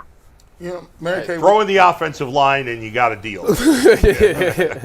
Go ahead. You know, Mary Kay, we talked about it. We was arguing back and forth. We was just having a little fun. But Joe Thomas made some very strong statements about Myles Garrett probably being the most impactful non-quarterback in the history of the game. Now, at first you're like, hold on, there's a lot of really good players that play defense. But after I sat here and listened to it, I think he might be correct. I got him on a short list of 3 guys. What say you in terms of Myles Garrett's impact as a non-quarterback, and is it good enough to say in the history of the game? That's lofty praise. I think if I were going to put him in that category, I would want to see more impact plays, more forced fumbles, and more big plays like that completely change the game and turn the game. When he does that, then I think he elevates to being able to be talked about in terms of history of the game. But right now, I think he still needs to do more. I think he's gotten better and better and better over the last 3 years. In the beginning of his career, I thought he was leaving a lot out there on the field and really hadn't just completely reached his potential. Now I think he's there. I think he's playing this year even maybe better than we've ever seen him play before. But I still think that you have to be completely 100% wrecking the game for the opposition before we can say in the history of the game, because I think you can go back and look at some other players who have done that, who have dominated to the point where you just can't play football with this guy doing what he does. Mary Kay, great to talk to you as always. Thank you for joining us. We'll talk to you again soon. Sounds good. Thanks, guys. Okay, Mary Kay Cabot from Cleveland.com. Always great chatting with her. Myles Garrett, 20 forced fumbles in his career. The career all-time career leader has 52. T.J. Watt, J.J. Watt is 34 forced fumbles. J.J. Watt had one of the greatest 4 or 5 year periods of play ever. J.J. or T.J.? J.J. People forget how cold J.J. Watt was, bro. But J.J. never had 22 and a half. Didn't T.J. tie the record? Or did he was one under the record? J.J., when it comes to run defense, he's different. T.J. Watt, by the way, is the active leader in forced fumbles in a career. He didn't have a season where he tied Michael Strahan? He had 20, didn't he? Oh, was it just 20? JJ or TJ? TJ. T.J. Watt sack totals, and then we're going to move on. Here's his sack totals. You're right. He had 7, 13, 14 and a half, 15, 22 and a half in 2021. That's what You're I right. thought. 5 and a half. I think he was injured that year. And JJ probably. 19, 11 and a half, and he has 2 so far this year. He's led the league in sacks 3 times. Yeah. So there you go. And he's led the league in forced fumbles twice. Who got more sacks between him and Myles? T.J. Watt has 110 sacks in his career. And Myles Garrett's got 106 and a half. TJ's played 124 games. Myles Garrett has played 120 games. So it's about the same. Obviously, TJ's had much better talent around him. Yeah. Until this year. Maybe the Browns have better talent. We'll see as the season goes along. All right, Anthony, what do you got? We're going to switch to the Guardians here. Yeah, guys, before we switch to Guardians, I want to remind everybody, for all your off-hours UCSS coverage, reminder to follow us on social media on X, Instagram, and TikTok. Luke Becker does a great job of filming videos. Earl and Mike also cut socials. It's a good time over there, and you'll always be kept up with the most of what we're talking about. Like and subscribe on YouTube and hit the bell so you know when we're going live and we're posting new content. You can always find us 24/7. Word on the street is Luke Becker is the most valuable Becker for the Ultimate Cleveland Sports Show. That's the word circulating right now. Busting you chops there, Steve. But he can't get mad because I'm complimenting his son. So that I could take a shot at him. He can't really get mad because I'm saying his son is awesome. Anyway, let's get to the Guardians here. Here's where things stand. Let's go.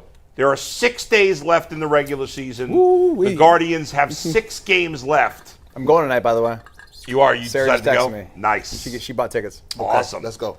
Let's go. The Guardians obviously have all 6 games at home. They'll play Detroit. They'll play Texas. Skubal's on the mound, correct? The Guardians control their own destiny for everything. Well, not for everything, but for winning the division and for winning a wild card. If they win all of their last 6 games, they will win the American League Central. There's no doubt about that. Can they do that? We shall see. In the wild card, you see there they're tied with Houston. Now, if the season ended today, the Guardians would have that 3rd wild card because they have the tiebreaker over Houston. In the division standings, if you can bring that up, Anthony, Cleveland is obviously 1 game back of Detroit. The Guardians have the tiebreaker as of now. The only way they would lose that tiebreaker is if the Tigers sweep this series. The Tigers sweep the series, the Tigers will clinch the American League Central. If the Guardians sweep the series, they will not clinch the division, but they'll have a magic number of 1, which means all they would need is 1 win against Texas or 1 Detroit loss. So whichever team wins this series is probably going to win the division.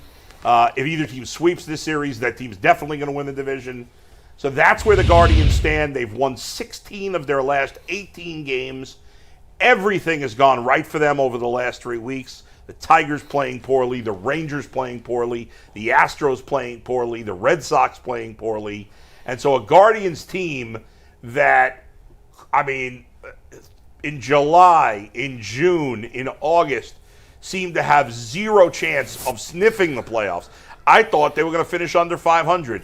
Now they're going to be nowhere near that. And at this point, I'd say they looks like they got I think Fangraphs has them with about a 60% chance to make the playoffs. They take care of business here this last week as they have all this month. Then they are stunningly going to the postseason. Nobody could have possibly seen this coming. I know none of you guys are diehard baseball fans, but I know you all pay attention. I know Dustin's locked back in, going to the game tonight. Tyvis, I know you secretly watch a lot of Guardians baseball.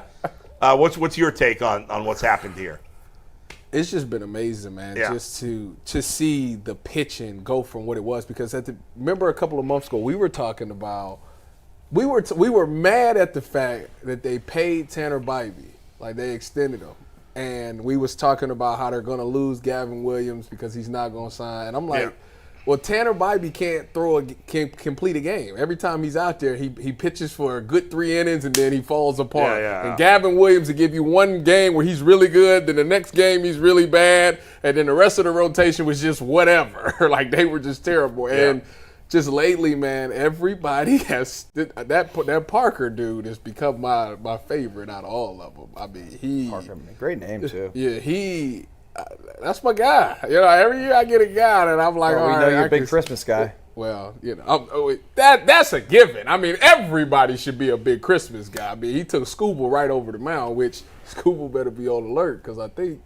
Big Christmas hit again tonight. But I don't think the lineup's out yet, but he'll probably be in the lineup. Yeah, probably a DH. But all in all, everybody's starting to hit. Well, you know, you got guys that's hitting home runs, and you're still going Guardians ball where guys is hitting singles, doubles, and triples and things like that. So they're winning in every aspect. You know, Bo Naylor then came alive too. So if they continue to do that and finish this season, it'll be incredible. And I actually can see them being scary going into the postseason. Like, because my thing was, if they make the postseason, it doesn't matter because they're not going to do anything. If they continue to stay hot, and I know they lost the last game to the Twins, but they get back hot again, I wouldn't want to play them. The Bo Naylor has gotten hot. George Valera has really contributed. They're playing defense well.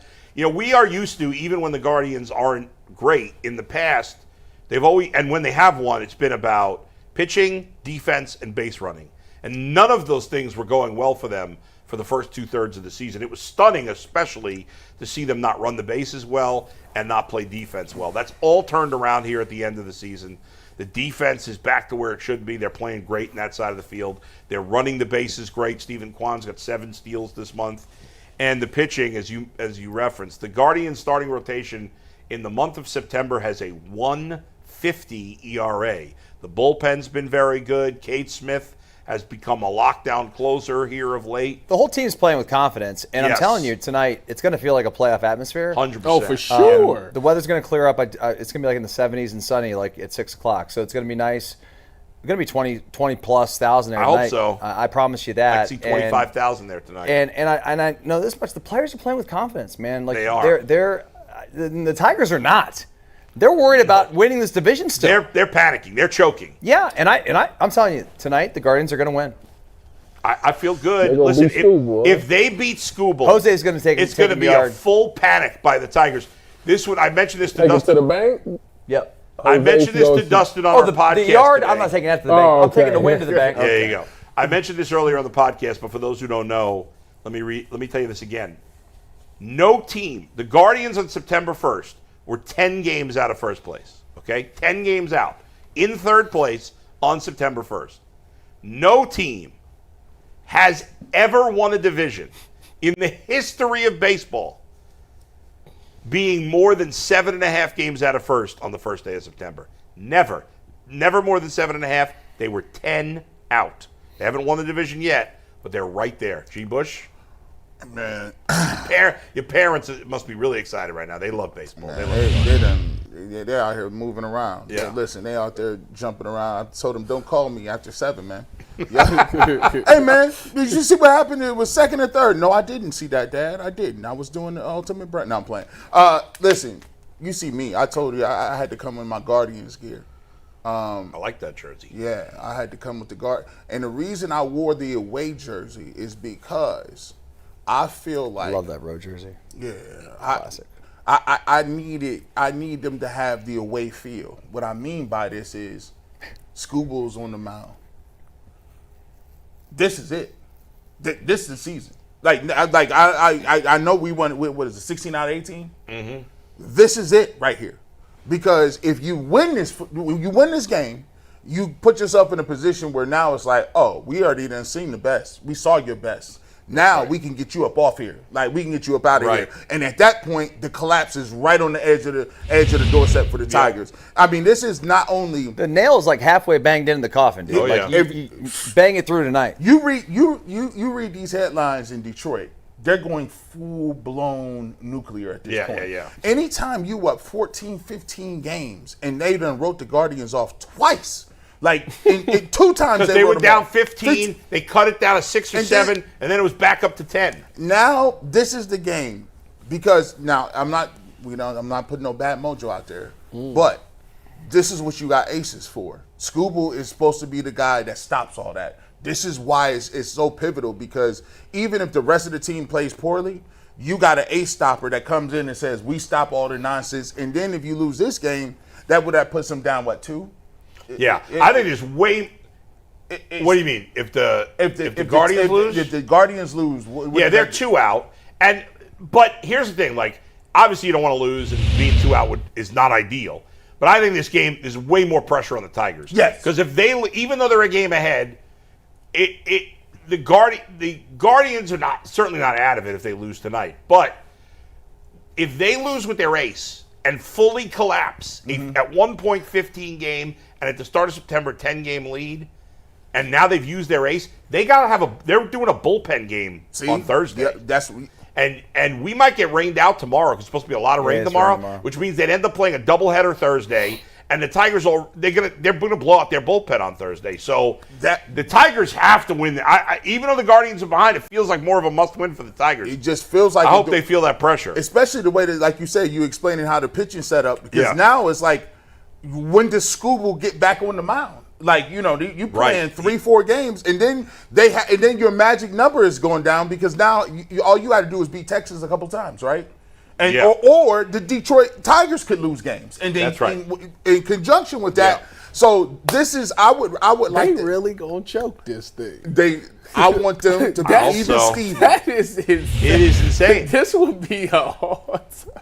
I don't think people realize. That's the part that the Guardians are going to have the worst offensive team to ever make the playoffs in terms of batting average, in terms of runs scored. That's crazy. What a story would be, man. It's crazy. If they made a run. And if they made a run, it would be Bill Nye the science guy. He said it, right? He predicted the Guardians to win the World Series at the beginning of the season. Would you take the Guardians offense or the Browns? I would take the Guardians, because the Guardians at least have a Hall of Famer. Right, they got one guy. They got one guy. You know what I'm saying? The Browns got one guy. Quit. But he played 2 games. Yeah. No, listen. Here, we gotta give Steve a vote. Y'all gonna give him a little credit? No, he gets credit. He's got to get credit. Great job. I mean, this dude had Hollywood scandals. This dude got 2 dudes that's just out of the rotation. And it's pretty amazing. They traded away Shane Bieber. They traded at the deadline. Yeah. McKenzie, we don't know what's going on with him. Yeah. Like, they lost. Think about this with the pitching. They lost all their pitchers. That's 4 pitchers we just named between Bieber, McKenzie, Ortiz, and Clase. Right, and they're not scrubs. No. And they turned it around and then leaned on pitching. And Ben Lively, who was their only good pitcher early this season, missed the rest of the year. And then leaned on pitching to get them where they is today. That's kind of wild. And to come back from 15 down with no sticks is wild work. It is crazy. They're just doing as good. Valera is a guy who was a top prospect. Then he was off. Then they essentially cut him. They took him off the 40-man roster. Any team could have picked him up. He's playing great for them. He's kind of solidified that outfield spot a little bit. Obviously, Bo Naylor's picked it up. Arias is playing all right here. Come on, Rocchio. We need playoff Rocchio. Wait a minute. Stop right there. Yeah. Arias. So if they make the postseason, he hits home runs. Does that still count? I will count those home runs. Okay. Yes. We'll count them. Come on, Guardians. 17. Dustin, you calling 20 plus? I need 17 home runs for him. Then I'm on the no ultimate chance Guardian. that's happening. What has he got? 10? I think he got 11. No. It's gonna be great. I'm when talking Austin Hedges hits the World Series winning home run. Oh, y'all boys is playing around. 20,000 plus. It's not going to be great if Austin Hedges is playing in the playoffs. I think north of 22. 22. That's a big crowd. I mean, you got to honestly. I listened to the fan on the way in, and this morning too, and we're talking about it. We did the podcast, social media, like it's buzzing. Yeah, it's building, and people in this town. I said to you on our show this morning, Adam, it becomes an amazing baseball town real fast. Right, real fast. Like if we some people front will runners. come out the pocket for games like tonight. We front runners. Yeah, I mean Like, you got to for this series. We front runners. It's hard not to though in this economy with baseball, man. Like you got to respect the fact that it's hard to go to these games. Right. It's not cheap, even though we're one of the cheapest, tickets in the world. Yeah. But the point is, it's still not cheap, and I think people do watch. They still pay attention. They're just like kind of like in the shadows, and they come out. And listen, I'm pissed about the payroll, and I'm pissed they didn't spend money on hitting. Yeah, but if you can't get excited you put about that this, to the side now. That goes to the side. Right now, you got to just be in the moment. That's an off-season conversation. We thought we wouldn't even be talking about baseball. I didn't think there's any chance we're still talking about baseball this week. It's amazing. And now I remember coming in. The Guardian season is over. It's done. Over. They're not going to make the playoffs this season. Many times he came in. Because I hate it, because I love baseball and I love the Guardians. You're so excited right now. It's so great that we're getting to watch meaningful baseball. I can't wait. And by the way, Guardians got a nice home field advantage. Oh, our home field is great. Home cooking, home crowd during the playoffs is different. Oh yeah. And by the way, we forget they went to the ALCS last year. Well, we ain't forget. Yeah, I mean it was. That's I try to forget that series. Think about that. We're aware. We just don't want to think about who we played against and how that thing went out. Right? Like so, and who they're going to play in the first round. You know what's funny is they could end up playing the Tigers because if they win the division, bring it on, and the Tigers end up as the 6th seed, they'll play the Tigers. You played them last year, right? Yes. I went to that game up there in Detroit. That's right. So it'll be interesting to see. Enjoy the games tonight. By the way, programming note: right after the game tonight, I will be live on my podcast in the bullpen. I'll send out a link later today. So join me live post-game reaction. Guardians, Tigers, win or lose. Hopefully win tonight. Anthony. All right, guys, before we bring in Aditi, time to fuel up and turn it up with 5-Hour Energy Transfusion. This grape and ginger and lime-flavored shot brings the iconic taste of a golf course favorite to a non-alcoholic boost. Perfect for sinking birdies and making great memories with friends, it's a hole-in-one for your energy game. Whether you're out on the course or you just need a little extra push to power through your day, 5-Hour Energy Transfusion delivers the clubhouse flavor you love without ever having to leave the green. And we all know that golf is about good times and good people and good flavors. The grape, ginger, and lime flavors of 5-Hour Energy Transfusion gives you the best part of your clubhouse go-to without ever leaving the course or chasing down the beverage cart. And now you can amp up the fun even more. Just buy, snap, and enter for a chance to win a dream golf trip for two to any golf tournament in the USA. Tee up for that trip, visit 5hewin.com for full rules and entry. No purchase necessary, excludes the Masters tournament, and it ends October 31st, 2025. Aditi Kinkhabwala is with us. Aditi, good to see you, as always. Hi. In the last 50 years, Aditi, there have only been 3 teams that have had either the best or second best defense and the worst or second worst offense in the league same year. Could the Browns become the 4th this year? No. No. Wow. Come on, we're 3 weeks in. Isn't that massive overreaction? Of course it is, but you don't think there's any chance that could happen? I mean, I guess there's a chance for anything, but I feel like there's too much talent on that team. This young Judkins kid, Quinshon Judkins, certainly runs with a lot of energy, a lot of force. There's talent at tight end. There's talent at receiver. I'm sorry, what? I mean, outside of Jerry Jeudy, they don't have any talent at wide receiver, do they? You know, I like Cedric Tillman. Sure, I'm still waiting for him to show me a little bit more. I think Jamari Thrash is a fine receiver, maybe not a superstar, but you don't have usually 4 superstars at wide receiver. You need serviceable players beyond a few good options. If you've got a strong run game, I'd like to see more out of the line. I think I expected more from the line. But I will say that I was actually just talking about this in the store yesterday. I'll admit it was indeed the wine store, about the way that the Browns handled that field goal operation at the very end was so smart, so heady, so brilliant. I don't know if people in Cleveland, you guys will have to tell me, are giving enough credit to the way that that was managed. I am. But that was Gabriel pretty could have done significant. it took a veteran, man. They were ready to go. And Absolutely it was ready. Incredible. I mean, from the way the ball was placed to the way the ball was snapped to the way Flacco handled that. I mean, all of it. And then, of course, for the kicker, you have to feel so good for him, especially after week 1. So let's just clarify, Aditi. We're saying the highlight of Joe Flacco's day was getting the ball snapped. He also had to complete the pass, too. Okay, I mean that it was like he a 7-yard. He did have to complete the pass. You know what, Adam? Here's what I'll say, and it's funny. It's funny because before I went to the wine store yesterday, I was in Aldi grocery shopping, and I met a gentleman there who obviously wanted to talk about the Steelers and how alarming the Steelers looked, and yet they ended up with a W. And I quoted, it's Julian Edelman, I think, not Danny Amendola, and I'm awful to mix them up. I believe it was Julian Edelman who said he'd much rather have an ugly win than a pretty loss. So in some ways, you did enough to win. You did enough to win against a team that people were talking about potentially going undefeated. Also, overreaction alert right there. Your defense is continuing to build off of itself. Confidence begets confidence. You finally got a takeaway from that defense, which for years I've been screaming you need takeaways to truly be an exceptional defense and an exceptional defensive player. So, sometimes it takes a little while to get things going. I don't know. Hey, listen, I'm excited about the win. I mean, I brought up that stat because it's also it's a negative for the offense, but it's also a positive for the defense. How good the defense is. It's phenomenal.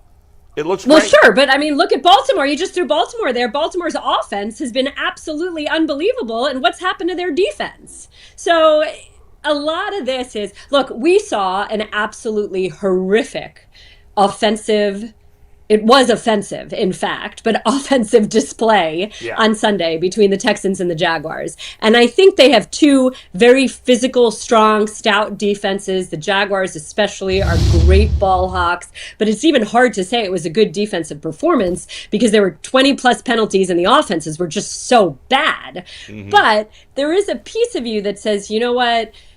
Training camps are just not the same. Practices are just not the same. And the first month of football is often very ugly and takes a little bit of time to get going. Now, in the case of the teams that I saw, I think the Jaguars will indeed continue to get better. I really like what Liam Cohen has put in place. You can sort of see pieces there. I'm not so sure that I'd say the same about the Texans. But I think it's fair to have some patience right now with certain players, certain teams, certain offenses. If you ask me about the Giants, I would disagree, but I'm not talking out of both sides. Jackson Dart just announced the starter, by the way. Oh! Yes. See? And that's why I told you I wouldn't agree. I didn't even know that. Yeah. I didn't even know that. Get out. Aditi, I'm looking down at my phone. Why did my producer, who's the most massive Giants fan and who I've been telling before this week, they just need to go. I mean, who I've been telling since training camp, they just need to go with Jackson Dart. It just got announced in like the last I think 10 he's minutes. in Temple. I think it's because he's in That's Temple, true. probably. It's Rosh Hashanah today. Shana Tova for Thank all you. of our Thank friends you. who are celebrating Happy New Year. Thank you. Aditi, You're celebrating, Adam, and you're working on the New Year? I'm working. I'm not very religious. I'm culturally Jewish, and I'm proud of being Jewish, but I'm not religious. We working on them. I'm not going to get a whole thing started on that. Anyways, let's keep it sports. Yeah. Anyway, Aditi, let me ask you, why is it that you look at the picks for the offensive side and the defensive side, right? And I'm talking the whole tenure of AB and Kevin. Why is it, as of lately, the defensive picks is more so hits and the offense is kind of, Why is that? And we have an offensive head coach as well. So why is it that why is it Jim okay, Schwartz can come in and have these people playing immediately? You can see the impact, like Carson Schlesinger, Mason Graham. You can see these guys immediately coming in impact. Even Martin Emerson, when he was playing, he immediately impact to where the offensive guys, the Jay Wills. Well, to be fair, Judkins and Fannin have made an impact, haven't they? David no, you're Bell. Right. You're right about everybody else. All right, I was about to say. You're right about everybody else, but those two guys. Okay, so are you saying, and I don't actually know this, in some organizations I know how much say a head coach has on picks and how much input the coaching staff and the head coach specifically has on picks. I don't believe that Kevin has, for example, as much input as Mike Tomlin. So I don't know that it's fair for you to tag Kevin with the recognition of talent, but you certainly raise a good point about the development of players. Of course, the staff was kind of thrown in disarray a year ago, and that may have been a piece of that. I don't know. Scouting is something that I feel strongly about the personality piece of scouting, on how personalities fit together, what the ecosystem of a locker room is, and why those are things that matter. But you're not going to pay me to tell you whether this guy's got a hitch in his throw, basically. So I can't really speak to why they would seem to scout talent better on defense than offense. I mean, I know that the Steelers for years couldn't draft a cornerback. They kept trying and trying and trying and missing and missing and missing, yet they could find wide receiver talent in the late rounds consistently. I don't know if that has to do with the makeup of the staff. If you're asking about development, well, the staff has changed a few times. So that's a fair question. But if you don't have that much talent to start with, then what are you supposed to do? I just feel like you're not buying. I mean, it's okay. You cannot buy, but I mean, I wish I had the answers for you, Tyvis. That's not what I was saying. You say that the staff been shaking up. So as the defensive side, it has not. It's still, the results are just different, and I just don't understand how you can be this offensive-minded guy the players that we're getting, we're just not seeing the development. Like right now, for example, we had this big argument about the offensive line past this season. When you had the Luke Whipplers, the Zach Jones, you've drafted guys, right? But yet now we're going to be behind the 8 ball next year because you haven't developed those guys. And I feel like that happens on the offensive side, to where receivers, quarterbacks, line, we are always behind the 8 ball because these guys haven't developed those guys. So what is going on? But on the defensive side, you taking undrafted safeties, he's your starting guy. You taking guys off the street, bringing them in, and they're making immediate impacts. I just don't understand, how is it that on the offensive side we can't figure this out, but defensively it don't matter who they get in there, they can. Let me not say anybody. I'm not going to take it that far. They bring in certain guys and they can see immediate impact. I'm confused. I'm perplexed. Okay, so Mason Graham and Carson Schlesinger were both outstanding picks and are tremendous guys, not only for their talent, but also how smart they are and what they are able to do. So, yes, that's tremendous talent, tremendous hits there. Number two, there's a reason that Jim Schwartz has such a great tenure, resume, perception as an outstanding defensive coach. He is. He simply is a great coach. They said the same thing about Kevin, though, Aditi. He simplifies the complex, sure, but Kevin is also the head coach who has a lot on his plate.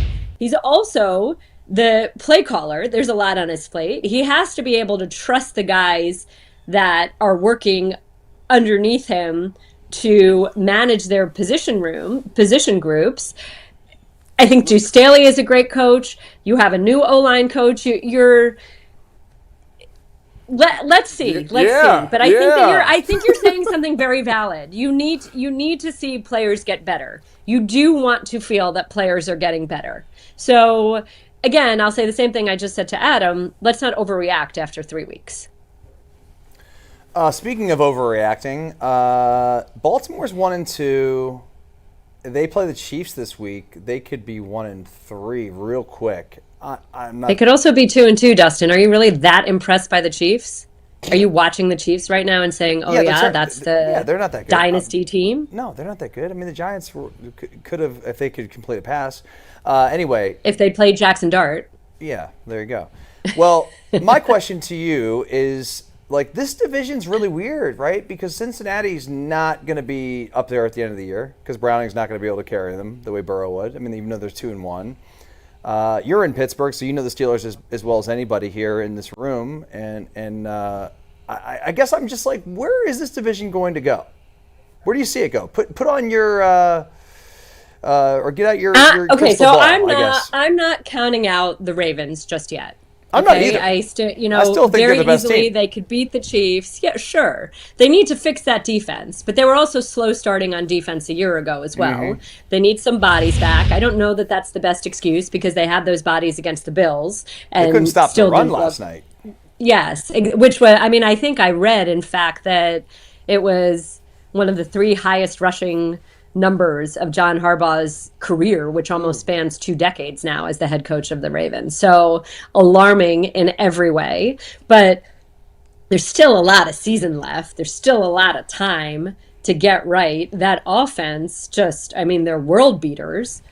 Find me someone who's really stopped Lamar Jackson just yet. The Steelers' defense certainly hasn't been able to. Aaron Rodgers himself said how awful the Steelers' offense was. I mean, the Patriots kept trying to give them that game, and the Steelers wouldn't seize it. By all rights, I mean, five takeaways, and you win by only 1 touchdown? So I'm not really sold on them either. And the Browns' defense, we've been saying since camp, looks so good. If they can generate more turnovers, they can have even greater impact on this team. And let's get this offense going. Let's give this offense a little bit of time to get going. I'm not giving up on the offense just yet. There's a reason, that they traded away Kenny Pickett. They clearly believe in Joe Flacco. So Adam and I had this conversation offline. I would have liked them to have Kenny because I think he would have been a better option should you decide that you want to make a change. Right. Just because of the experience, because of the starting experience, because of all of a variety of factors. But now that's gone. So you're essentially all in on Joe Flacco. So let's give it a little time. Ask me again in 2 weeks, and then maybe I'll say, okay, this offense stinks. But I'm not ready to say that just yet. Even though you told me off the air that Joe wanted to take you to the early bird special when you met with him because he was tired, we will still be patient with Joe and your advice. Let me tell you, you started this by over the last 50 years. And I was like, do you think I've been alive for 50 years? And now you're telling me that I get the senior citizen special? No, I'm saying Joe. I'm saying Joe. Not doing me any favors. I was saying now. Joe is old, not you. I'm older than Joe. I'm older than Joe. Well, but I wasn't talking about your age. I was talking about you look a lot younger than Joe. I will save my question until 2 weeks from now. I delegated all my time to Sorry, Bull. There you Sorry, go. G. It's okay. It's okay. Unfortunately, we're out of time. Thank you, Aditi. We'll see you. Thanks, guys. Thanks for having me. We'll talk soon. Peace. All right. Always good to talk with Aditi from CBS. And sorry, G. Oh no, it's okay. That's a terrible job. I had more. I wanted that I wanted to get. Yeah, it was really Tyvis. He asked like 13 questions. Because there was a back and forth. What I really wanted to get to was on the quarterback play, but I'm gonna say that for 2 weeks from now. All right, sounds good. Let's get the super chats. Yeah, guys, we got about 21 of these to get through. So Miss Bell 70 says, wasting 2 rookie quarterbacks now. Do what with a new one? The Hot Saucers says, how about that hot mic last night with Amon? Did anybody hear that? I didn't hear that. No. We cannot repeat it, but he St. cursed? Brown got caught on a oh my God! real bad hot children mic. must be crying everywhere from hearing curse. He said something. Was it one of them bad ones? I'll text it to you. Yeah. I can't say it even as who I am. So anyway, I James got Mace you. Jr. always draft best slur? player Yeah, available. but he's go ahead. Oh, okay. Wait, say that again, Anthony. What you say? Oh, James he Mace said a Jr. word. says He said a always word that we draft can't the say. Best player available. Always draft the best. That's inaccurate. That's inaccurate. Thank you. Thank you for striking that down. Yeah, that has been one of the best cliches of all time, and it's gone on for way too long. You don't do that. I mean, you do it at times, but it's not always. You don't always draft the best player. Because what if the best player is a tackle every year? year? You do that when you're coming off winning the Super Bowl. Yeah, right. Yeah. Go ahead, Anthony. Brody's bottom line says the Browns are the only team that drafted 2 rookie quarterbacks and then don't play them, but playing a quarterback that can't move. Again, that's not really fair. It's week 3. They're going to play at least one of them, probably both. They go play for sure. You know, the Browns drafted late quarterbacks. They didn't draft first-round quarterback. It's not this. You can't compare it. Have some patience. You'll be able to. They will. I'm ready for the change, but they will do it eventually. Yeah, and these fans clamoring for these quarterbacks will be bitching after these quarterbacks play bad. Yeah. Yeah, we ready? That's a fact. Oh, yeah. The Hot Saucer says Browns are going to look like geniuses if Flacco can steal another win before starting the rookie after a tough stretch and then give them the weaker teams. There is no weaker teams, dog. There is no weak squads. You can get your breaks beat off of these you. before you crash out, G. I got it. Bill Rodewald says, don't need to trade up for a quarterback. Where were Allen and Jackson drafted? Kirk Davis says, what do you guys think about DJ Longaway? He's terrible. Terrible. I've never even heard of him. He need to stay in college. He need to move to He got to defensive end. move in college for like. Who's talking about? The Florida quarterback. Lagway. Is it Lagway? Yeah. I thought you thought Lagway. I thought you say Ungalele. Yeah, it's DJ Uyangalele. Yeah, he Duji His brother, Mateo, is nice. Beast. Lagway, First round pick. Lagway is Lagway. DJ Lagway is mid sauce at best. I'm not seeing it. They got to fire Billy Napier. I mean, it sucks. I like Billy. It's gonna happen. Next. Reggie Bug Glover says, until they see what they have in the rookie quarterbacks, there's no reason to be thinking about the draft. We need to focus on what's here and right now. Next year nothing for us this season, but what do I know? I agree with you on that, actually. I agree. Next. Peter G says Nussmeier is 6 foot and an icon, or I think that's supposed to say inconsistent. I'm an LSU fan down here in the boot. He doesn't go win the game, just hoping he doesn't lose the game. Apparently, we have an NFL draft expert there. Next. James Mace Jr. says, what is Coach Stefanski's PFF? Yeah. That's a great one. I might do that. Coach PFF grades. Pretty funny. PFF, I like that We one. need that. That's good. I like that. I'm stealing ahead. all that. YouTube Watcher says, first time super chat, do you guys think that Andrew Berry will make the call to the Chargers to trade Ford for draft capital now that Najee went down for the year? Bro, Jerome Ford. Serious question. You can get We might get a 6th round? No, you can get a 10th round pick. You get a 6th round pick. You can't get a pair of pandas for them. For McDonald's. Yeah. Nobody's giving you anything for a Jerome Ford. 3-piece nugget, a 3-piece, and half a barbecue sauce. And you All still right, let me gotta run pay through these $2. last ones real fast, guys. Christopher Walt says Dan Campbell is the type of coach Browns need. YouTube I mean, Watcher not Dan says, Campbell's won anything. Mike Gundy got fired. To be fair, what has Dan Campbell won? Should have been. I know, but I got 3.5 minutes and a few more of these to go through. Go ahead. YouTube Watcher says Browns have a good chance to win Offensive Rookie of the Year and Defensive Rookie of the Year. It's going to be hard to win Offensive Rookie of the Year when your offense stinks, but obviously going to win that. Go Bucks. But I obviously take Judkins is excellent. Go ahead.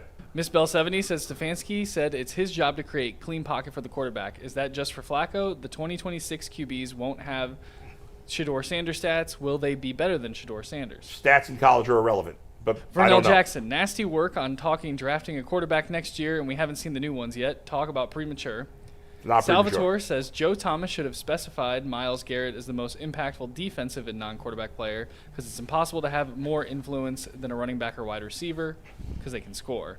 James Mace Jr. says, Dustin, who is better, Randy Moss or Jerry Rice?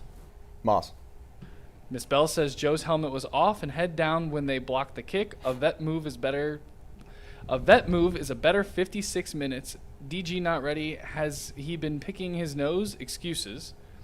Brian Wellenhorst says last week's Green Bay Packers Detroit Tigers were proudly sponsored by the Dude Wipes. The Hot Saucer says Russ is officially benched. Go Dart. And then Ahmed says, can we officially get the long-rumored merch? I want to rep here in Philly. I actually don't know what the status is. Yeah, what is the status of them? We need new merch. We got merch. That's Becker and above. Let's go, Becker and above. Come on. Mike Gundy got fired. He's a man. He's 40. Fired him today? Fired him. Just popped Damn, up man. on my phone. He's a bit of a tool, that guy. Hey man, his defenses is terrible. He comes off as he's a nice guy. Not. His defense is trash, and they gave him the stim. They had Pick and Boons down there. They gave him the stimulus package. Dude, you know he'd been there for he was a player there, and then he coached. I mean, assistant coach on Les Miles' staff until Les left for LSU. I mean, he's been a head coach there since 2005. He's been there for a long time. Like 25 plus years he's been there. They just fired him. Huh? Hey, Rudy Johnson died. The Bengals running back? Yeah. Where did he die from? He couldn't be that old. He died by suicide. Jeez. 45 after mental health struggle. Way to give us some cheery notes here at the end of the show there, Tyvis. I love Rudy Johnson. That's crazy. Rudy Johnson. All right, well, what do we got going on in overtime, Anthony?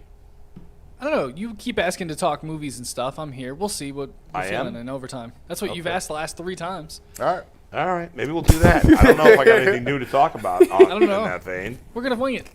Okay, we're going to be winging overtime. That's coming up next. We'll see you tomorrow. If you don't have overtime, if you're not a member, you should sign up. If you are a member, we'll see you in about a minute or so. Go Guardians. Overtime. Get down to the ballpark. Let's get it done. Join me on the post-game show live in the bullpen after the game tonight. We'll see you later. Bye. We're out. Damn, Rudy Johnson.